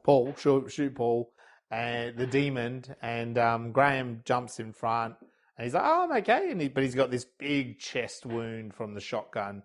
And he collapses and basically dies for a minute. Oh, yeah, and just a then little Paul like rubs his hands together, which we saw with the bird scene, and does it, and he slowly like heals his chest wound. You see it getting better, but then Paul's chest is opening up and bleeding. It's no good. And he actually like zonks back, doesn't he? Like fires back as we're told it can backfire. Yeah. And we saw it, yeah. So we're looking, oh no, Paul has done it. There's no aliens coming to take Paul home. And it could be a plausible ending. Yeah. That Paul just dies. Paul dies, and they give him a funeral, and Paul's family don't turn up, right? Yeah, yeah. So they're all a bit sad because then they're like, "Oh, Graham, you're back, but Paul's dead." And then with that, he comes back, doesn't he? He comes back to life. He heals himself. Sigourney stands up with the gun, and she's like, "Ha!" And she just gets squished by the spaceship. She's hosed off the spaceship later on. So nice, isn't it? The guy's just like, pressure hosing the big guy. Pressure hosing it, yeah. And all the other aliens, they kind of like Paul, they heal the soldiers in the leg wounds and stuff. You sort of see that. They take a picture, a selfie. Paul says goodbye to them sort of one by one. And Tara goes with but he them. tells Tara, I'm not saying goodbye, you're coming with me because, I fucked up your life. We're going to get back. I'll give you another life over in the planet. And the spaceship takes off slowly, and he admits that that's quite awkward, but it's just the way it is. The goodbye. Yep. And then it's still going up and standing around. And I think we've all done that at some point where it's like, I'll see you. Yeah. And then you both head off in the same direction. Yes. It's like, yeah. there was a premature Or, goodbye. I'll see you later, and then you're both standing on the same train all the way to Mandra. Yeah. Oh, okay, we're going to talk. Oh, okay. Oh, it's awkward. I like to stand up when I catch the train, Surrey, so I'm just going to walk over here. You take that seat. I know, you said goodbye. What can you do? But there's like 4 seats in a row, Mark. No, but sorry, no, I like to stand all the way to Mandra for an hour on my own. Well, to tell you the truth, there have been a number of times we've gotten on the train in a similar situation to that, and I've had to try and organise myself away because, not that I am a bit antisocial, to tell you the truth, but when I'm on the train, I like to watch my streaming videos. That's like a whole time that you won't get to watch it. You sit there chatting to someone, it's like, I'm not going to get as much out of talking to you as I will out of watching an episode of South Park on my phone. That's right. Yeah. Sorry. Say. So anyway, there's an awkward moment. It's quite funny they do that. And then anyway, 2 years later, Comic-Con, Clive and Graham, same as the start. They enter, nice kind of full circle. But this time they're kind of more in the know. And they've actually written a best-selling book called Paul. And they get an intro from Adam Shadowchild. Yeah, who wants to try to take a bit more of the limelight. Yeah, but it's sort of a bit disappointed. Yeah, a bit disappointed. And they come out, they just get big cheers. Yeah, big cheers. There's big an support. Ewok that Clive... there's an earlier scene where Graham checks out a Princess Leia, slave Princess Leia, and Clive checks out the Ewok going past... And it was revealed that the last time that Clive had sex was with an Ewok cosplayer. So he's got a thing for Ewok cosplay, which is, I suppose it's unusual. Well, uncommon. It's not unusual necessarily in certain circles. No, and I don't think it's... And if you're a furry and you do like the Ewoks, then, why not? Come tell us. It's just a bit of an ongoing joke. It's a bit of a joke there. It's unexpected because you typically expect the Princess Leia slave outfit to trump an Ewok outfit, which is not terribly flattering. You could have the most beautiful person in the world, Fabio, for example, could wear an Ewok outfit and would still just look like a little bundle of fur. Anyway, I like that you go Fabio, Sorry. I like Fabio. That. Well, it's because the story of the stereotype of this film. I was talking about this earlier today. There's a guy that works with a Spanish fellow named Javier. And one of my teammates just about called him Fabio by mistake because he's got long flowing locks of hair and he's quite a beautiful man. He's got like this very typical Spanish chiseled looks. So he was good. So we're talking about the most beautiful man in the universe. Paul is an alien from the universe, therefore it comes full circle. And that is the end of the story. Fabio is in an Ewok costume. Fabio in the Ewok costume. But it's implied they've made this big story and everyone likes them, and that is the end. Paul, the story. So what was your viewing experience? I suppose for me, I have seen this film. I saw it once before, I think maybe around 2011, 2012, something like that. I don't think I got to see it in the cinemas. I think for me, this film, it's a comedy, but it's heavily, invested in sci-fi references. That there's a lot of sort of deep pleasure. Like we've mentioned quite a bit of that out in this film. That there's references with Steven Spielberg, X-Files, Alien. Yeah, when you recognise the lines, you see him. He shoots the radio and says, "It was a boring conversation anyway." And when they're when Sigourney Weaver turns up and you're just waiting for the get away from her, you bitch, because it's a fight scene. That's right. There are a number of these sort of bits and pieces that you kind of they speak a bit of like Klingon as well in there. Yeah, it's but the film also jokes about that nerd level, doesn't it? And so there's a nice bit, and Paul itself is not the I guess I hadn't even thought about it, but Paul himself, like, he's kind of like a swearing, smoking, drug, pop culture icon in his own words. It's not the alien that you expect. So it's like almost they turn that on its head. Yeah. But he looks like the nostalgic alien that's existed. But for me, it's like there's a lot of fun in this film and beyond just the comedy of the story. I just remembered the references to probing. He's going to probing. Right, he says, "Oh, look, I've just bought this conversation." Why does everyone want to probe? And he comes back with the bagels on his fingers. Anyone want a bit of this? Anyone want one of these? But they do that as a good joke, don't they? In the fact that there's, why does everyone think the aliens want to probe? I mean, how much can I learn from sticking things up your ass? So he's not the alien that is the scary creature that you expect. But I suppose for me, the experience is fun and nostalgia and like looking for those lines, those connections. I got more out of it because I saw it again back, and so it was very good, and I really appreciated that acknowledgement of science fiction nerdism and culture. And when I watched it again more recently, I was watching it on my phone because I'm a nerd, whilst I was going to and from my job where I work as a computer programmer. So taking a break from writing my science fiction fantasy story, I felt I got a little bit more out of it. It was it's a very touching. It felt familiar and kind, like a welcoming space. I think it's one of those films where you hear this talk where people want to see heroes or characters in stories that are like them. Yeah. So they talk about, they have the, we've had enough of the good look model white men in stories. Yeah. And so when they sort of say, here's a movie that's with all the characters are female. Yes. You got the Wonder Woman. Or, they talk about that with the Black Panther. And I'm not trying to equate my experience to that, but there is a certain amount of that where you sort of seen these two sort of nerds that they're really enjoying this science fiction culture, and they're still taken as a bit of outsiders by everyone else. You sort of feel, I felt a bit of relationship there because I could see them being space. And you feel a bit warm to it, and I think I got that more sitting on the train there watching it. I felt like I was in on a secret handshake. It was like that, like where I'm sort of thinking, secretly was thinking to yourself, I bet those other people who shunned me, they wouldn't get this. They wouldn't get this joke. They would think it funny that there's an alien that smokes pot. Isn't that funny? But that's not the funny bit. That's not the actual funny bit. No. Yeah, so that was my experience. So I think it gave me that sort of warm feeling. And so, I think there should be more movies with characters representing people who do feel a bit more outcast, because I can have a slight glimpse that would be cool. Yeah, I think so. I definitely think so. And so what about your ladder, Surrey? For me, this one skyrockets right up there. This one comes in at number 7 for me, which puts it right after. I've got Interstellar as number 6.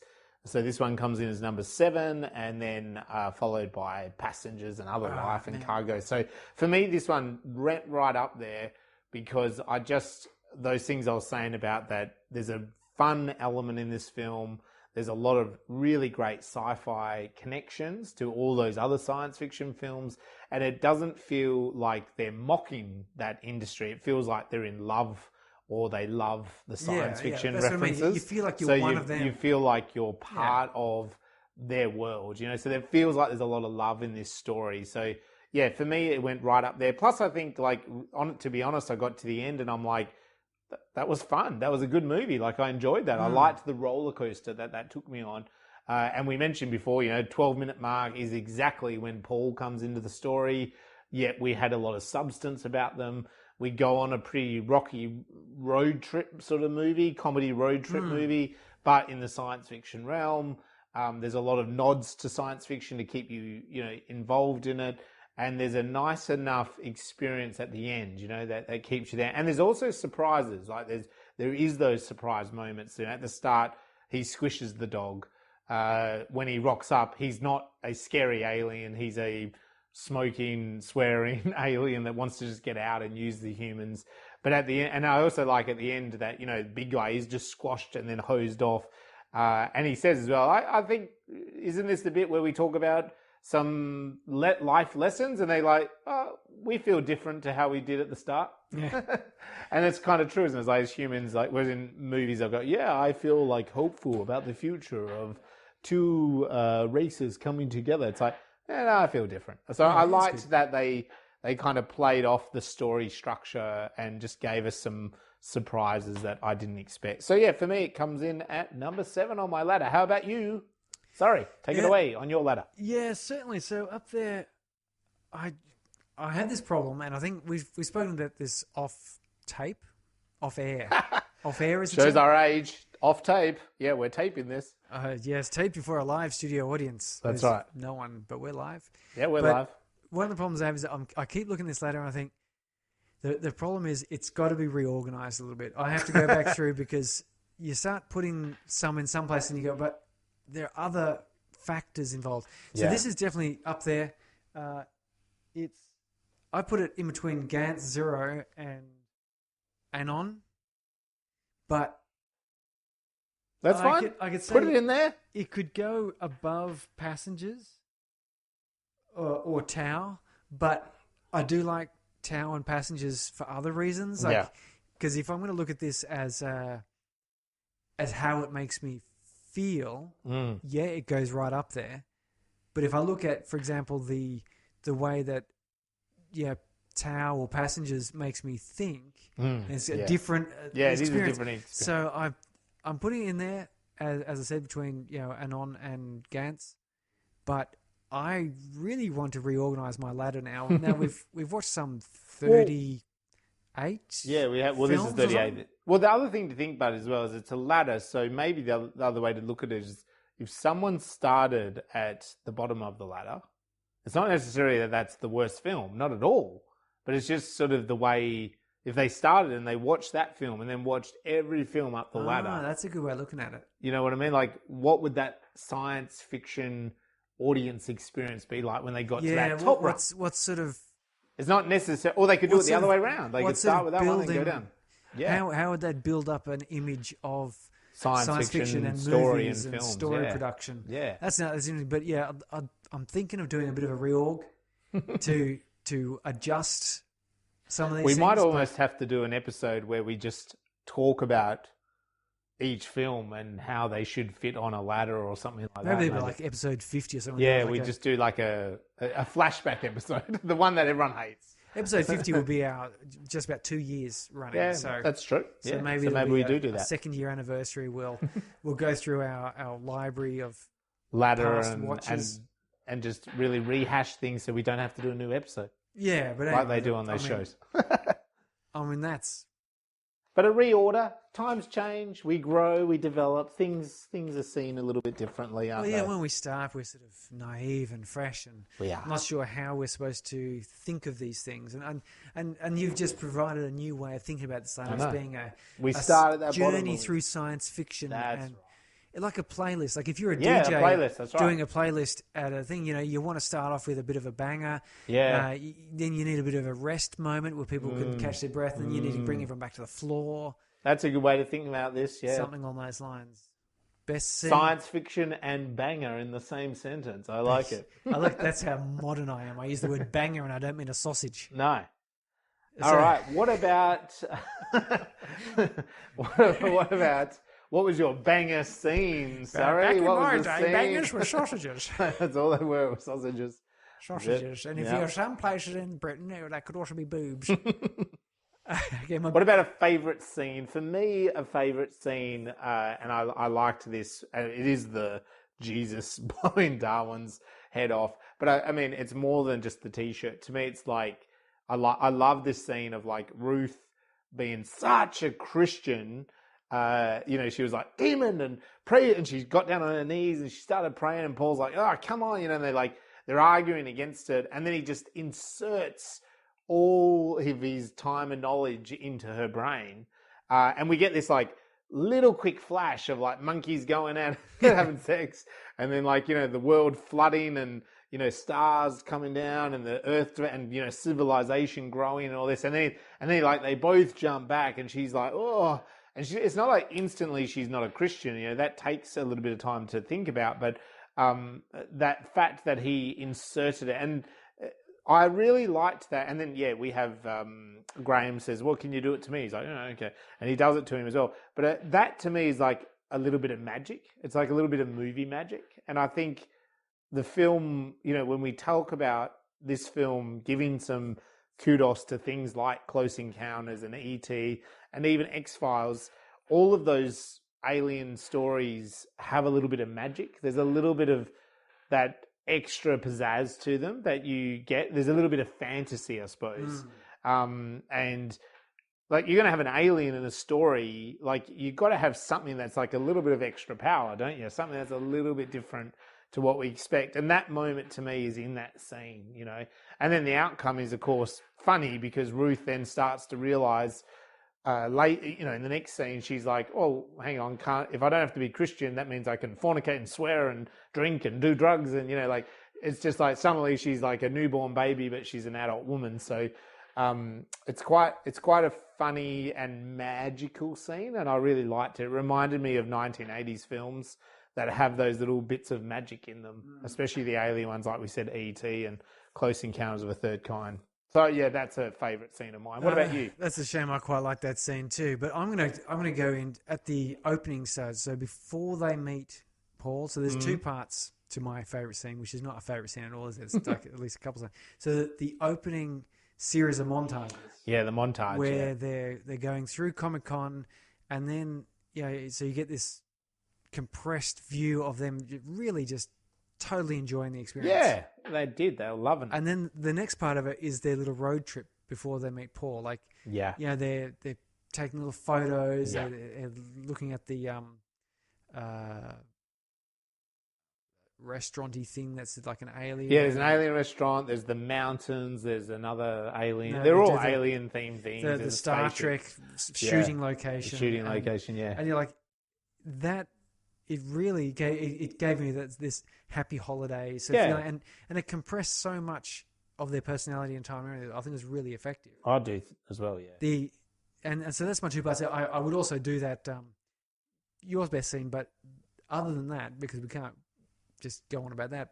But the bit where they get over all the initial concerns about probing and eating faces, God knows what else, and then the bagels on the finger joke. It's just, you want a bit of this? Who wants a bit of this? And they linger on that, don't they? They do linger on that joke.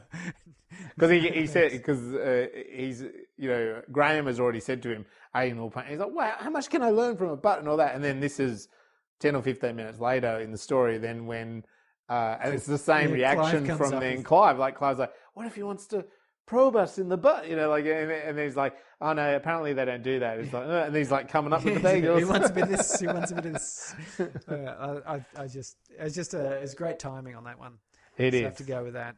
Okay, what about science? What's the science? Is it the fact that aliens do exist and they can pass on knowledge? Well, it's funny you said this because you said it's a bit of magic, the passing on knowledge. Yep. It's not as magical as you think. What? In fact, just recently, Elon Musk of course, unveiled his Neuralink. He did, didn't he? Because he'd been talking about this for the past couple of years. He's mentioned it in 2018. Yeah. The company formed in 2016. Yeah. And they did a demonstration when they had this little 4 years in the making. It's a long time for Muskie. a chip with a bunch of nanofiber wires into a pig's brain. Oh, yeah, I know. And they pulled it out. And the idea here is that you can see what a pig sees. Well, let's put it. The real applications when we're talking about immediately is in overcoming sort of discrepancies or failures. So, say you've lost an arm and you got a prosthetic. Right. Okay, so normally it's quite awkward to use. But what if you could have this Neuralink, which would allow you to put and read information through the brain and connect it through, really fancy pants artificial intelligence and so forth into the arm, so you can control the arm it was your real arm. Very cool. Very cool. I like it. I think I've spoken about prosthetics. Which movie was it? Yeah, we did. Where there was that guy that unconsciously started using his arm. He was able to start learning. But anyway. Yes. So there's got to be like that, and blindness and hearing. If you can get this in there, Elon sort of wants to go the whole extra step where he's got from the science fiction, which is what I really like about Elon. Is he wants science fiction to be real, and who doesn't? Right. And so he's looking at, for example, having a full-on artificial intelligence symbiote, so we'd be able to deal with that. But coming back down to real life, we're talking about thought transference, memory transference. Yeah. With your hand, actually. Sorry, with your hand. There was an experiment in 2018. Of course there was. Of course there was. Where someone put their hand to someone else's head. Transferred the knowledge. It has more to do with snails. But that's disappointing. But it's not that bad. So memory transfer. What we're talking about here is I'm trying to find the guy's name. Professor David Glansman is one of the authors of a study where they basically took these snails. What snails were they? They were sea snails. These great big sea snails.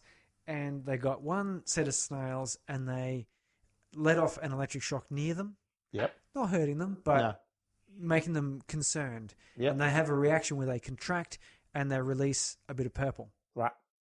But it took a little while for them to learn that. So when you get a raw snail, fresh from the ocean, and you zap, it's kind of... Pardon? Yeah. What was that? And you zap Nothing new with me. You zap it a couple of times, and then it goes, oh, this feels pretty dangerous, actually. And so that's cool. Yeah. Now what they did is they went and took some RNA. If only it was the 50s, they'd be able to do this to dogs and monkeys. The RNA they took from the neurons of the trained snails, and they basically injected it into untrained snails, did a zap near the untrained snails, and the untrained snails reacted the same way as the trained ones. Oh, okay. So they're sort of saying, this is sort of like a bit of a learned response can be transmitted from one to another. Speeding up the learning process. Yeah, so is basically a memory of the learning from one snail has gone into another snail. Very unusual. Now, the really exciting part about this research isn't that you can train snails to release purple dye quickly, because that's kind of not all that interesting. The interesting part was it was thought that memories reside in the synapses between neurons. Okay. And this is of importance because the old Neuralink sends out fibers down into the neurons. But where do they have to listen to get information about what people are thinking? And this RNA doesn't come from the synapses, because if you have the synapses, you can't transfer the memory like this. So this has to come from inside the neuron body itself. Right. So they're thinking there might be this is a bit of turning scientific knowledge on its head, because if you can find that knowledge or training is kept inside the neurons, then yes, quite possibly it would be possible to transfer some types of knowledge between organisms. It's a big jump to go from a snail with about 20,000 neurons to a human with 100 billion odd neurons. But you've got to start somewhere, right? Yep. We're not as advanced as Paul. Yeah. So that's really exciting there. Then there's also just mind-machine interfaces. So you start combining these things together. You start sticking fiber probes into your brain. And there's a number of books that talk about this. There's the Culture series by Hamilton. Far out, I can't remember it. But anyway, they talk about this neurolinked sort of web cortex which sits on top of your own brain and interacts, which gives you this symbiotic relationship with an artificial intelligence. And there's another one that I like, the Night's Dawn trilogy by if you do a Google search for the Night's Dawn trilogy, you're going to find it. You'll find it. It's a fantastic story, but part of that, they have this nanotechnology they inject in the back of your spine, in back of your skull, and it grows fiber connections throughout your brain and gives you sort of a computer you can use. Oh, okay. That's part of your brain. Yep. So, I mean, as magical as the thought transfer was in Paul, there is work going towards that. Of course, yeah. And this is, recently, maybe, flash forward 100 years, how far will we've gone? Yeah, that's right. In the past 100 years, from World War One, where people are wearing Hessian bags in trenches. They didn't even have plastic. Although now we're trying to get rid of our plastic, ironic that. But, now we've got internets and mobile phones, and we can regularly just go into space and put satellites in orbit. Another 100 years' time, that could well be telepathic style networking of human brains. Certainly could. So that's what excites me, is that you see these little glimpses of what appear to be, as Arthur C. Clarke would say, technology advanced enough that it's like magic. Yes. But sometimes they may not be as magical as perhaps they might seem. Yes. And that always gives me hope, because I like Elon. And Elon, if you're listening, and I know you do, you're a closet listener here, get in touch. But I also have fantasies of certain science fiction coming true. Very good. And you feel it's here through Paul. Certain parts of it, yes. And thank you to Simon Pegg for his work with Star Trek, because other parts are in Star Trek. Yes. But it'd be cool to meet an alien like that too. Oh, it'd be awesome. Absolutely awesome to meet an alien like Paul. It'd be more relaxing than meeting an alien from Sigourney Weaver's past movies. Yes. Yeah. And also, there's a really scary alien which looks like Paul. I'm pretty sure the movie's called Communion. And based off a book. Yeah, and in that, the alien looks like Paul, but it's not like Paul. He's not nice. And there's another alien movie I saw many moons ago, which I can't remember. I think Rook Tahal is in it, and it's a real slow burner one where he's a farmer, and there's a moment in the film where the aliens have been landing, but you don't really see them and stuff. And then he wakes up, and this thing is in the shadow in the room, and it's just you see the eyes, and he sees the eyes, and that's what I mean. It's like a horror alien film again, like that, and that has haunted me for a long time. Just that image, Yeah. And so it's so whereas Paul again, he comes out of the darkness, but he's smoking, and he's got the little shorts on, he's got his funny cargo shorts. Yeah, he's got his cargo shorts on. He starts pretty quickly. The tone drops, doesn't it? To more of a comedy than a danger thing, Effectively, as an alien, he could disappear, come up behind you, probe you, do something to the back of your brain, insert knowledge into your brain that makes you collapse, probe you, and worse, he could probe you, then insert the knowledge of the probe into your head. So you'd know what it's like to probe yourself. Knock you out, bring you back to life, which God knows actually, how good that is for you. And that would be it. So it's pretty terrifying when you think about it, but not terrifying when you think about it in other ways. Yes. In the way that they portray it, yeah. And how about the film storytelling? So we've spoken a bit about the timing of Paul's arrival. Yeah. A few other bits, but The couple of things I do want to pick on with this film, specifically in terms of technicalities, is the soundtrack. So it's something you mentioned as well, like the Close Encounters of the Third Kind coming in terms of the sound.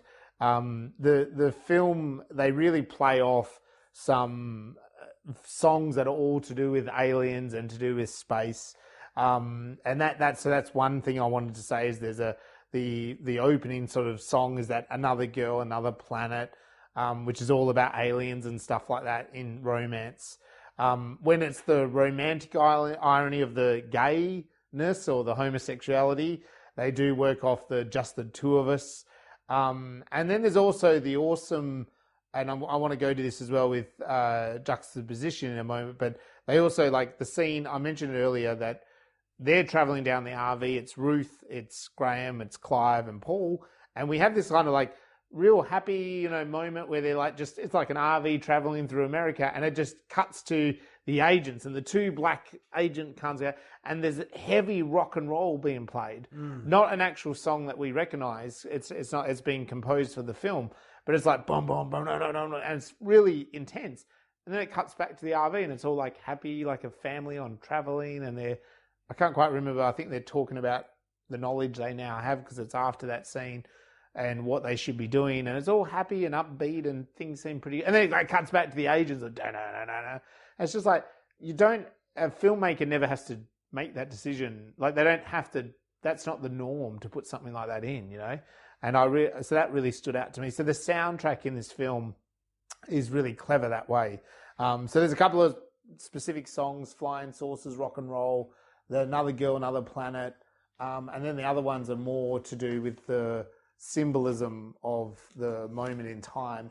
And so on that, with the juxtaposition, this is another thing that the film does well. Now, juxtaposition in editing, so when you cut from, the one example to the next in a scene, that can work quite often in comedy because you're going like, oh, that never happens to us, and it cuts to that happening to them, and so that's like that classic kind of comedy kind of moment. In this, they do that because of the comedy, but they also do it with the tension. And so in here, there's a lot of the Ruth's father being where they are, and they just kind of keep cutting, like missing each other. And so there's comedy there, but there's also a lot of tension being built up. So I really liked that juxtaposition. They do it with the cars. They do it with the fact that Paul's there and then he's not there. They do it with the father being there and then not being there. So they kind of like keep that going throughout. The final thing is symbolism, and it's the alien references. So we've talked a lot about, some of them. It's fantastic that they got Spielberg talking to him 1980, and he's talking about E.T. And as you said, it's like the Indiana Jones factory as well. There's the X-Files references, which is a big thing from the 90s. There's the comic books in fact, there's a comic book with him on the front of it, with Paul being on the front of the comic book that the kid talks to him about. Yes, that's you, isn't it? Yeah, and he's like, yeah, it is actually. Even the farmhouse at the very start, I mean, when the film starts, it's just that classic farmhouse that you expect. It's all by itself. Yeah. Just its lights on in an empty field. Yes. Yeah. And the mention of Roswell, the Star Trek references, and even that farmhouse, again, like the movie Signs, which is much more recent, Mel Gibson and M. Night Shyamalan's, the alien invasion film. Again, that's a farmhouse like that out in the cornfield, where, so it's that classic kind of house out in the middle of nowhere. So I thought all of those alien references were really great. I loved there's a couple of references to the X-Files, being that I'm such a big fan of that as a child, and got a good connection to it. And I also love the Steven Spielberg connection. And of course, Alien, that we have Sigourney Weaver playing the big guy. Hunting the alien, of course. And as you've mentioned a couple of times, having that classic line being said back to her. It just made me happy throughout a lot of those references. Speaking of references, this is something that's starting to happen around my house now. Is my kids, my son called my daughter Dylan. I'll stop doing that, Dylan. And I was like, what a weird thing to pick up from school. And then my daughter replied back, No, you're the son of a bitch, Dylan. Are they listening to Space Brains? Are they the two people listening to Space Brains? And I went, are you saying son of a bitch, Dylan? And yeah, but they have no clue what reference it's from. Right. It's just they've heard me say it once or twice, and so now they're using the word Dylan. They've just soaked it up as a swear word, as a reference for son of a bitch. Yeah. So I'm just looking forward to the day where they end up watching Predator and they go, "Oh, that's where Dad got that from." There's a few other things I'm saying as well, which are coming from the science fiction movies that I'm referencing. You're obviously referencing in spur of the moment. Yeah, but it's just like while you're replacing the toilet, you're like, "You son of a bitch, Dylan." They'll but they're sort of saying these things. They're gonna have a little surprise when they watch movies. They go, "Oh, they got that off Dad." Oh, yeah. Anyway, let us know what you think. Did you watch Paul? What was it like for you? Did you think similar things to us to do with where it would fit on your ladder? Did you think it was funny, or did you take it really seriously? Did you like the references? Did you pick up some other references that we haven't picked up tonight? I feel like we've probably talked about them all, but there is some in there, and that's what, for me, makes this film such a winner, Surrey, that there is pleasure in this story, but then if you understand a lot of those inside jokes, you get another feeling of being part of I have a feeling of the Nick Frost, Simon Pegg inside joke story of science fiction. I think that's sort of what I said. Particularly the second time I watched it, I picked up a bit more, and it felt like it was something familiar, and it was something that just I got to enjoy. Even though obviously it made $100 million at the box office, so obviously a lot of people got to enjoy it. A lot of people enjoy it. But still. That's very true. So anyway, what did you think about it, and what did you think about us talking about Paul? Let us know. Hit us up on our socials. We are available on all of those places: Twitter, Instagram, Facebook. Pretty much just look for Space Brains and you will find us with big green brains somewhere along there. And now we are also possibly, by the time you hear this, on Twitch. Twitch, maybe. Maybe not. Depends on how quickly we can. There will be something coming reasnly well. Yeah, so we do. So we just got to sort of work out exactly what we're doing, but we'll be there. We want to show you the inside of our spacecraft where we do this podcast. Oh, that's a good idea. That's what I should put in the green screen. Yeah. Like an inside of a spacecraft. Like that's a good idea. That is a good idea. That's not where we're... that's where we're at. Nope, maybe. Well, we don't want to show our real spacecraft. No, the real... Oh, okay, yeah, you mean the green room of the spacecraft. Okay. Yes. All right, the green one, yeah. So hit us up, let us know, and we will catch you next time. See ya. Bye.